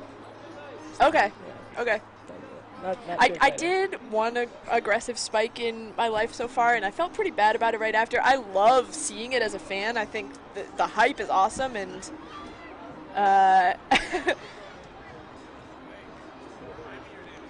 haven't figured it out for myself yet as Revo off to the races, but a torch wall coming down, giving Torres pause. Got a flick force on, Ospina unmarked in the middle. And Manji Ferrero to ground. A gift for Torch. Again, when you start to get a little tired, those you forget to bend your knees when you throw sometimes, and that disc will go right to the earth. Cardenas the big bid, but overcommitting. And the run through saving it. That's Nikki Gilbert. Possession counts. That's a goal. That's a good spike. That's a good spike too. Congratulations, Abby Thorpe. So time ran out, but still in the third quarter. That means as long as you maintain possession, it's still a goal. So Austin making the most of the bonus seconds of the third quarter. It's a 5-point game. 5-point game.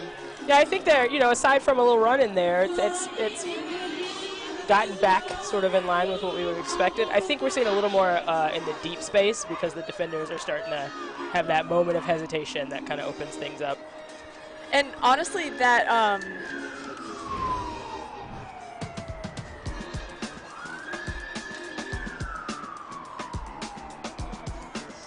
this is some of the highlights of what we have seen today. Cartagena, the field general, on the receiving end of that one. Some really beautiful flick hucks, and then Ospina, the speedster. As we have a heck of a game on our hands. Guerrero getting the big D. I can't wait for the package at the end of this game. And to do it all again tomorrow at 3 p.m. Mafe Galindo bringing it in. We've got plays all across the board. Our leaders, though, Leaf Volchek, 6 goals. Cardenas, 2 goals, 4 assists, offensive firepower. On the Torch side, we have Schmaltz, 2 assists, 2 goals. Val Pinillos, 3 assists, 1 goal. Looking to put a few more on the board as Torch heads into the fourth quarter, down 5 to Revolution Pro. We'll be right back. Opponents. I've met my share of them. I've gone up against thousands. And if you want to beat them, you can't just sit on the sidelines. You need to do what it takes to come out on top. This virus is the opponent we're all up against. But there's a way to beat it. Get vaccinated. It's effective and can protect you and the people you care about. So when it's your turn, roll up your sleeves and let's get to the finish line together.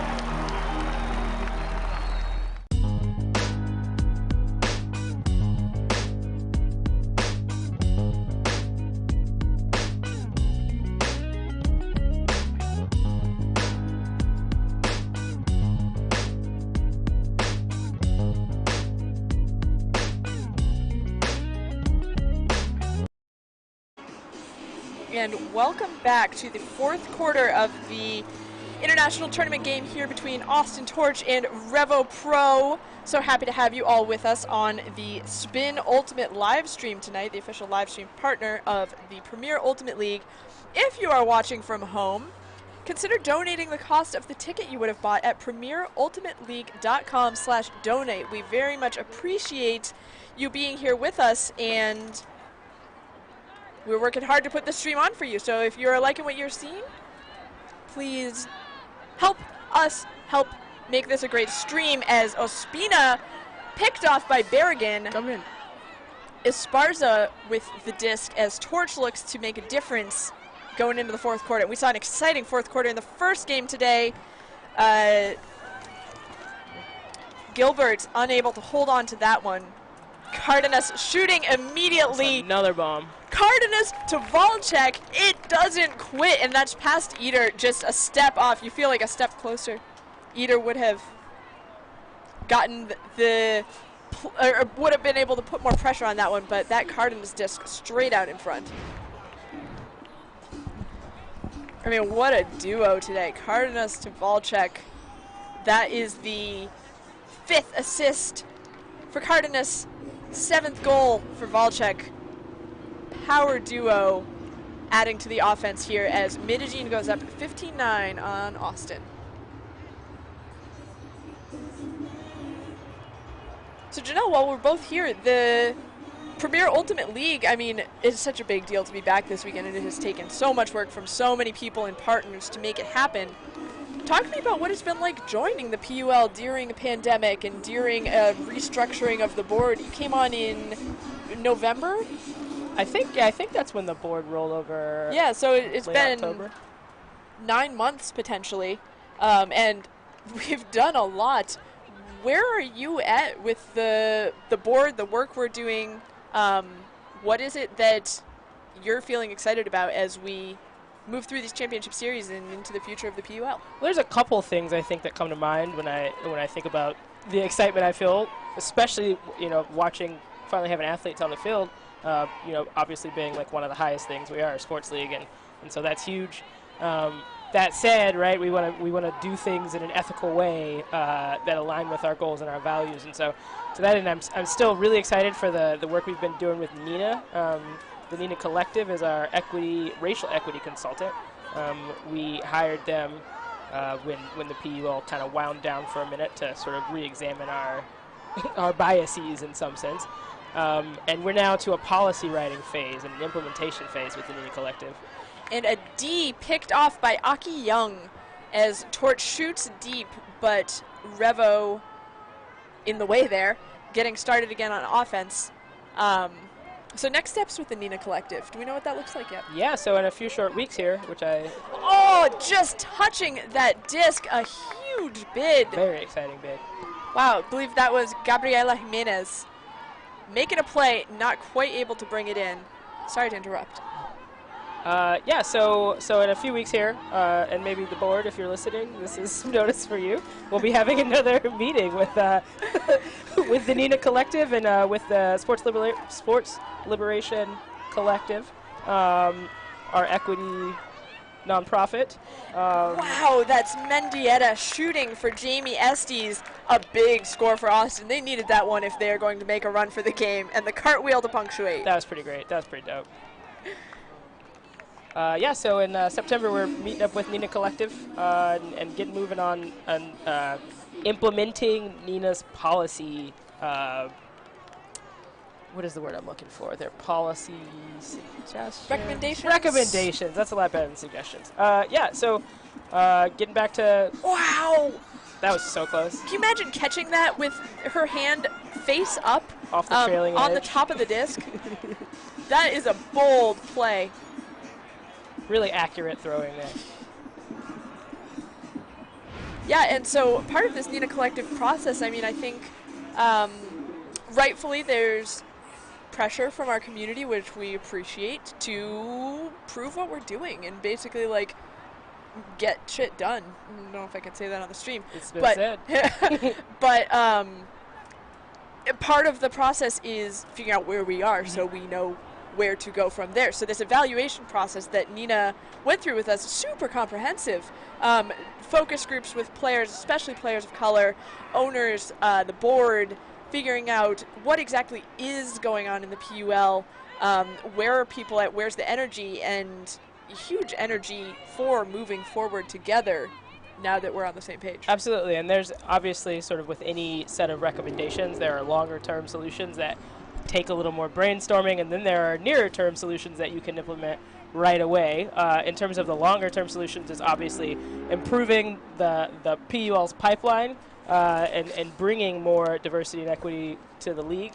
Obviously that's a longer term goal, and we've been doing some work and brainstorming ways to do that, because obviously Ultimate as well has an issue, a pipeline issue, where it sort of trends to a specific demographic, and so we're having to rethink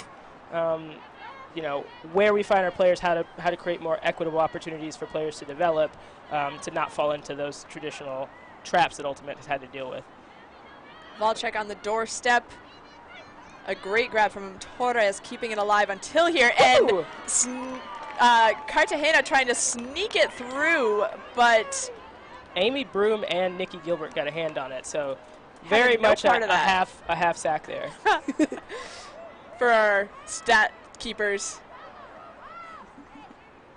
And give it right back.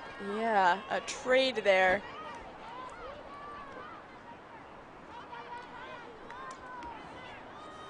Revo, us with the opportunity to see Revo's pure end zone set. So often they get here in motion. It's just an isolation, one cutter, one blade. Those players know each other so well. My goodness, yeah. That's Cardenas, an additional assist to Cartagena.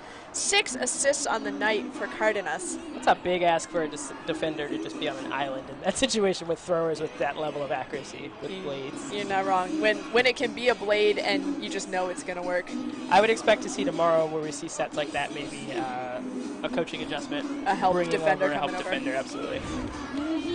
And with that assist, her 6th of the day to go along with 2 goals, that makes Valeria Cardenas our Spin Ultimate Player of the Game. Just an absolutely dominant performance, setting her team up offensively. A big part of the reason that Medellin has 16 points on the board right now. Congratulations, Valeria. Pipeline-wise, Janelle, that's something that we have already gotten started with in Portland.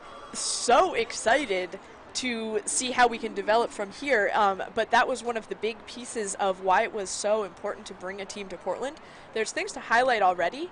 An incredibly deep Ultimate community, some super talented players that we've gotten to watch play this weekend, but there's also this opportunity for the team to help the community rise, and who's in that community and how do we center people more equitably. You know, part of the pipeline we always talk about is going through the college system. Well, that's and the pay-to-play format. Looks like we have a delay of game call on Revolution, which means Torch is going to get to start the disc at midfield, an advantage offensively for sure. But yeah, we started the Rising Development Program this year. So thrilled to have been able to finally get that off the ground. Obviously, that's something that we weren't able to do through the pandemic, but many of the local Rising players coming out to sessions as we see a turnover from Torch with an additional 15 players from the local community, where our coaches, Will Neff and Kate Patterson, assistant coaches with Portland Rising Pro, and also the leaders of the Rising Development Program, have been able to invest time and energy into developing these players, the future of Rising. As we see Val Pinos knocking down the disc there, and Torch with another opportunity to punch it in. And I think the way forward is exactly with institutions like that. One of the biggest issues with going through the college pipeline, just to make it clear for everyone that's listening, is college is already like self-selecting for certain demographics, certain income levels, and so when we look at where ultimate talent is coming from, there's already like the socioeconomic angle to it, and then Ultimate has its own sort of tiered system in terms of it, depending on the university you go to, you're gifted like your way into elite club level or professional ultimate just by virtue of the coaches you have. So like when I arrived at Texas, for example, Kara Crouch was my coach. Not bad. Yeah, and so I was like blessed to have that, right. And I got to learn a lot of Kara's knowledge and then to play with Kara. And I know Kara hates this because she's like, I've retired, why are you talking about me? But yeah, and that gave me a huge advantage that a lot of athletes don't get because there's so many programs around the country. That is a bomb. Who's that thrower? It's Valeria Cardenas. Goodness gracious. Right, what is that, 80 yards? Call it a clinic today. 70, 80 yards, putting Revo right on the doorstep. Lina Pereira with the blade over the top. 2 players in the area, none of them where that disc was going. Split but the middle. Wow, that's a thrower. Yeah. So one of the things you'll see this weekend, for example, is Colombia brought 27 players, and historically they've traveled with 15 to 18 players to PUL events, and that's part of the league's initiative to encourage teams to give more opportunity to more people within their programs. Colombia being another example of a program with a very robust system where they can they don't cut athletes who try out. They work on them and develop them, and have like a giant pool of athletes that they draw from, and building that Revolution Pro team and obviously Revo Club. So that's just one way around to try to circumvent that, college or even like wealthy high school to college to elite level club or pro pipeline. Yeah, and the opportunities to, find entries into the existing pipeline. It's one of the things we worked on this year as a league is, we've hustled to get these tournaments together and figure out how to do it as safely as possible. But part of that was how long can we wait to finalize rosters? How can we give players more time, to come back safely from not having access to their full usual professional level training, and make sure that they're physically ready to play, which I think we have seen on the field. Players are ready. But also that player who is one of the last cuts every time, how are they going to get the opportunity to develop if all they do is get cut from the top opportunities? So providing those development things, something that I'm excited to help institutionalize and professionalize, is you know, is a farm league in our future? Is there something, wow, really nice hands from Abby Thorpe as Torch moving downfield, a striking Broom, big bid and great, wow, great bid from Broom, great awareness from Leaf not to make that a dangerous collision. We've seen too many bids in our sport in that place, and Leaf, great body awareness, doing enough to make that hard without making it dangerous. As Schmaltz the run through, but it's not enough. Copy brings it in anyway on the second attempt. Revo swinging in the backfield. That's Ana Rojas with the disc. Entirely unmarked. I mean, the closest player is the observer. Yeah, yeah. Maybe they'll put on a mark for Torch. Ooh. Manji Ferrero coming up short on that bid. Feels like the fatigue's starting to set in on both sides at this point. Brianna Stedman behind the disc. Marked by Rojas. ISO to Julia Schmaltz, but not open. Eater misses, but Broom there to clean it up, and a swing and a score for Land? Torch. Looks like Marissa. Can't quite see the number. Possibly Marissa Land bringing that into the end zone to make it 11 points for Austin Torch. So tell me about the scene in Austin. Like, what these players, are they mostly University of Texas? There's quite a few University of Texas players for sure. Obviously, like I was talking about earlier, we have a pretty good pipeline coming through the University of Texas, but in recent years we're seeing finally a little more equity in terms of where we're drawing our athletes from. That said, this Torch team is based out of Austin, but I think they come from a little bit from everywhere. And just looking at the flights that they bought, there was flights out of Houston, there was one out of New Orleans, a couple out of Colorado. So in true Texas fashion, kind of pulling talent from everywhere. I'm seeing a Denver core of Ronnie Eater, Meg Henderson, and Julia Schmaltz, which is a strong group to be bringing in. Moved, yeah.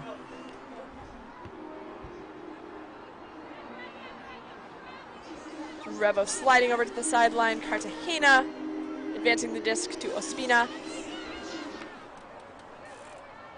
And Revo not leaving this sideline, as now they finally decide to swing.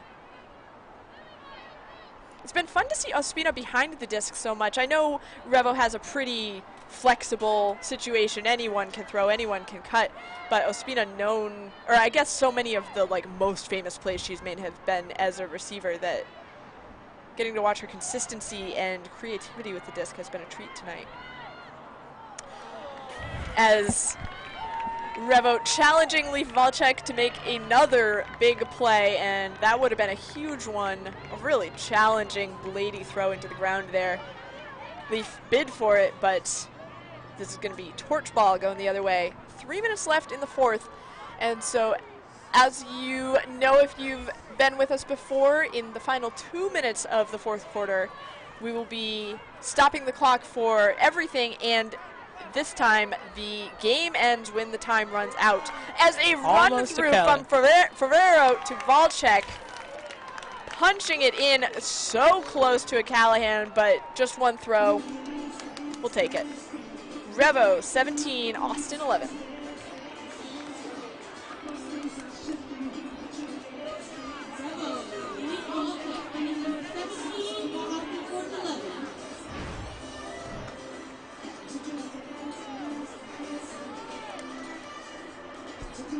Really can't say enough just how different tomorrow may be in light of Torch having 2 games on their legs today, and just generally playing a team back-to-back is not something that happens often, just generally in the sport of Ultimate, but getting another crack at someone right away it can make a world's difference. Yeah, so if you're Coach Shireen and you're preparing to reface this Revo team tomorrow for the championship, what are you telling your players? What do you tell them when they come off the field tonight or before the game tomorrow? Oh, that's a good question. I think we didn't see some of Shireen's like a very cheeky coach. likes to throw, certain defenses once or twice all game just to try to get cheap turnovers early in the game, and we haven't seen very much of that at all. So I think the storyline is that they've kept their bag of tricks in their pocket this game and chose to go at this head on, and that tomorrow, be ready for this, the different defensive looks. They, maybe tighten it down a little bit more. But I mean, there've been a lot of bright spots here in this game, so I don't know that there's much. This Torch team's gonna come out feeling okay and feeling confident. Anyways. Big shot downfield, but picked off. I believe that's Maja with the D. I do think one big thing is tighten it up, though. Yeah. Been a lot of unforced errors coming from the Torch on offense. Man, that Schmaltz mark, even tired as she looks now. Giant. Scary. Huge. Wow, those limbs. I don't want to have to throw around that. You got to try to poke holes instead of go around. There's no way you're getting around that. Schmaltz on the mark again.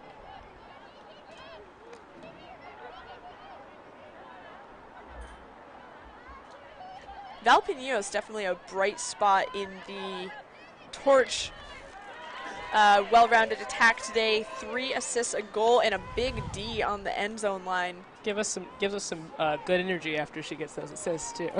Kind of like the confidence, the swagger. Yeah, I think her headshot has a big flex in it, the bicep making an appearance. Wow, did you see that catch? And then the huck for Estes. Oh! Just a second slow on that went a little late. trigger. That catch, though, Wow, the epitome of Sharon. Talk to me about Sharon Sao, captain. What does she mean for this I don't team? want to brag, and I don't want to sound like I'm a huge fan of Sharon, but obviously I am, so I can't really downplay it. Sharon and I played together. We captained together. We have a whole history here. Just one of the most explosive and graceful athletes you ever get to play with, or honestly to see play. Just bouncy in every way.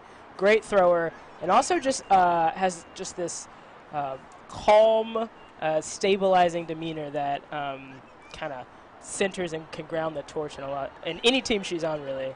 Phenomenal athlete. Man, when you got that leadership ability combined with that athletic ability, that's an ideal teammate right there.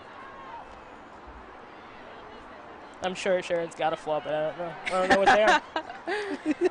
Certainly isn't making backwards catches behind her in traffic and then putting up a disc as we see a drop there from Annalie Maja. Torch with a minute left. Opportunity to punch it in.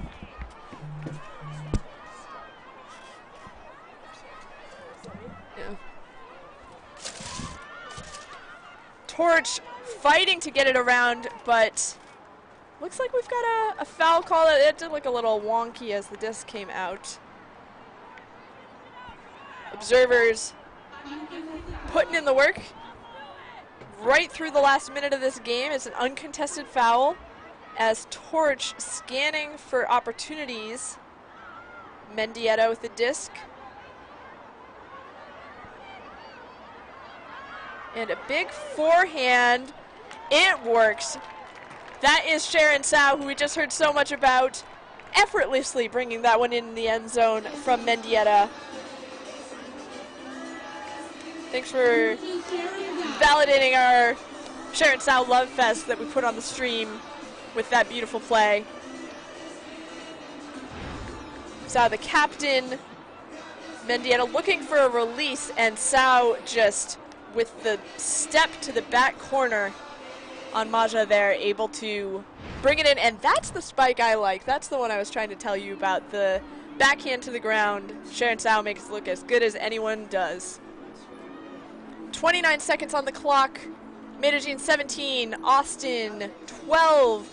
A reminder that if you have enjoyed this stream, if you're appreciating what we have been able to put on for you this evening, you have an opportunity to say thank you by going to the premierultimateleague.com/donate. And if you haven't been able to make it in person, potentially donating the cost of what you would have paid on a ticket. Of course, optional and very much appreciated as Revo looks to make potentially the last point of the game a highlight one for them.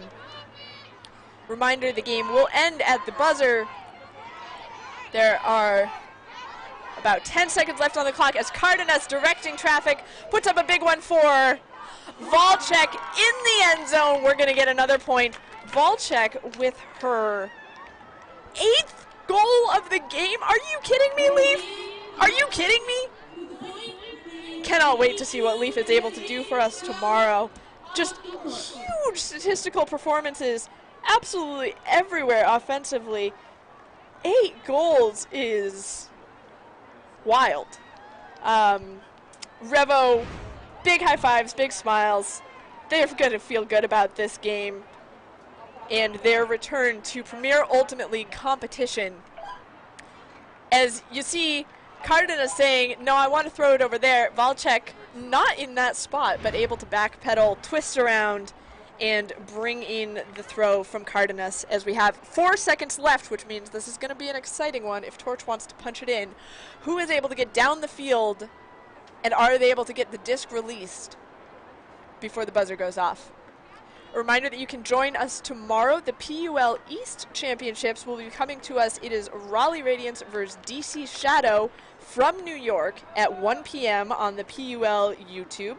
And that will be followed by the final from this tournament, the international tournament, which will feature Medellin Revolution and Austin, Texas, Austin Torch. Not often you get a preview the night before. That will happen at 3 p.m. tomorrow. Make sure you tune back in. And this will start when the disc is picked up by O'Connell, waiting until her team has an opportunity to get downfield, and then jacking it with the big flick. It doesn't make it. We've got a pile up. Everyone is safe, and that brings us to the final score. Medellin Revolution Pro, 18 points. Austin Torch from Texas, 12. We have about 19 hours until we see round 2, and if we see anything like the plays that we got today, it is going to be an exciting one. As Janelle mentioned, knowing this Austin team so well, expecting to see some shakeups from them. And as we've seen, you know, throughout sports, a back-to-back matchup, no easy feat. So expect to see some new tricks from Austin Torch. And, I mean, after what we've seen so far this weekend, I think we can probably expect to see more of the same from Valeria Cardenas and Leaf Volchek. 8 goals for Volchek today. We're going to have to check our stats, see what the most goals ever scored by a single person in a PUL game is, but 8 has got to be up there. And Cardenas just with a super well-rounded, it looks like she's going to be coming up for our player of the game interview. 6 assists, 2 goals. That huge highlight D, Ronnie Eater had the first one. Valeria did not give up on the play, streaking through, smacking it down. Cannot wait to watch that one 100 more times. As the two teams meeting at Central Field, and we are about ready to throw it down to our player of the game, Valeria Cardenas with Janelle Vincent.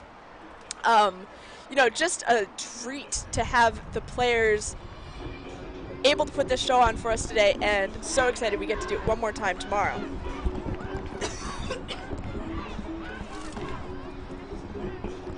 As we clean up the field tonight and Revo prepares to bring their dance to us again, we also have a conversation with Valeria, and we will cut to that in just a moment.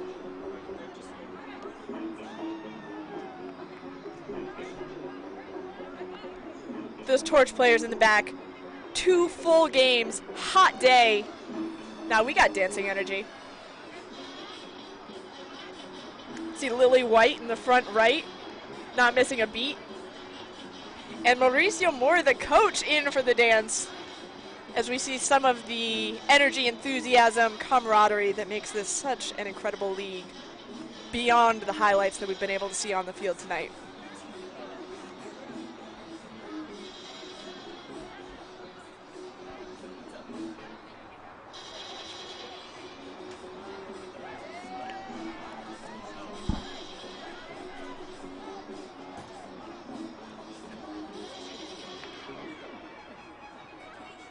We talked a lot about what Torch might be bringing tomorrow, some defensive looks in particular that we haven't seen yet. Be exciting to see if Revolution has something new in the bank too. It's a team that has played together so much. The chemistry unmatched, even with this much expanded squad of 27 that you see before us today.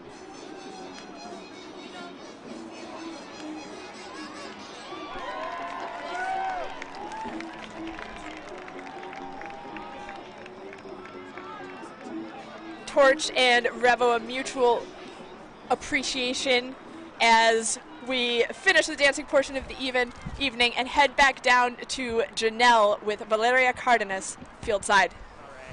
Hi, I'm here with our spin player of the game, Valeria Cardenas.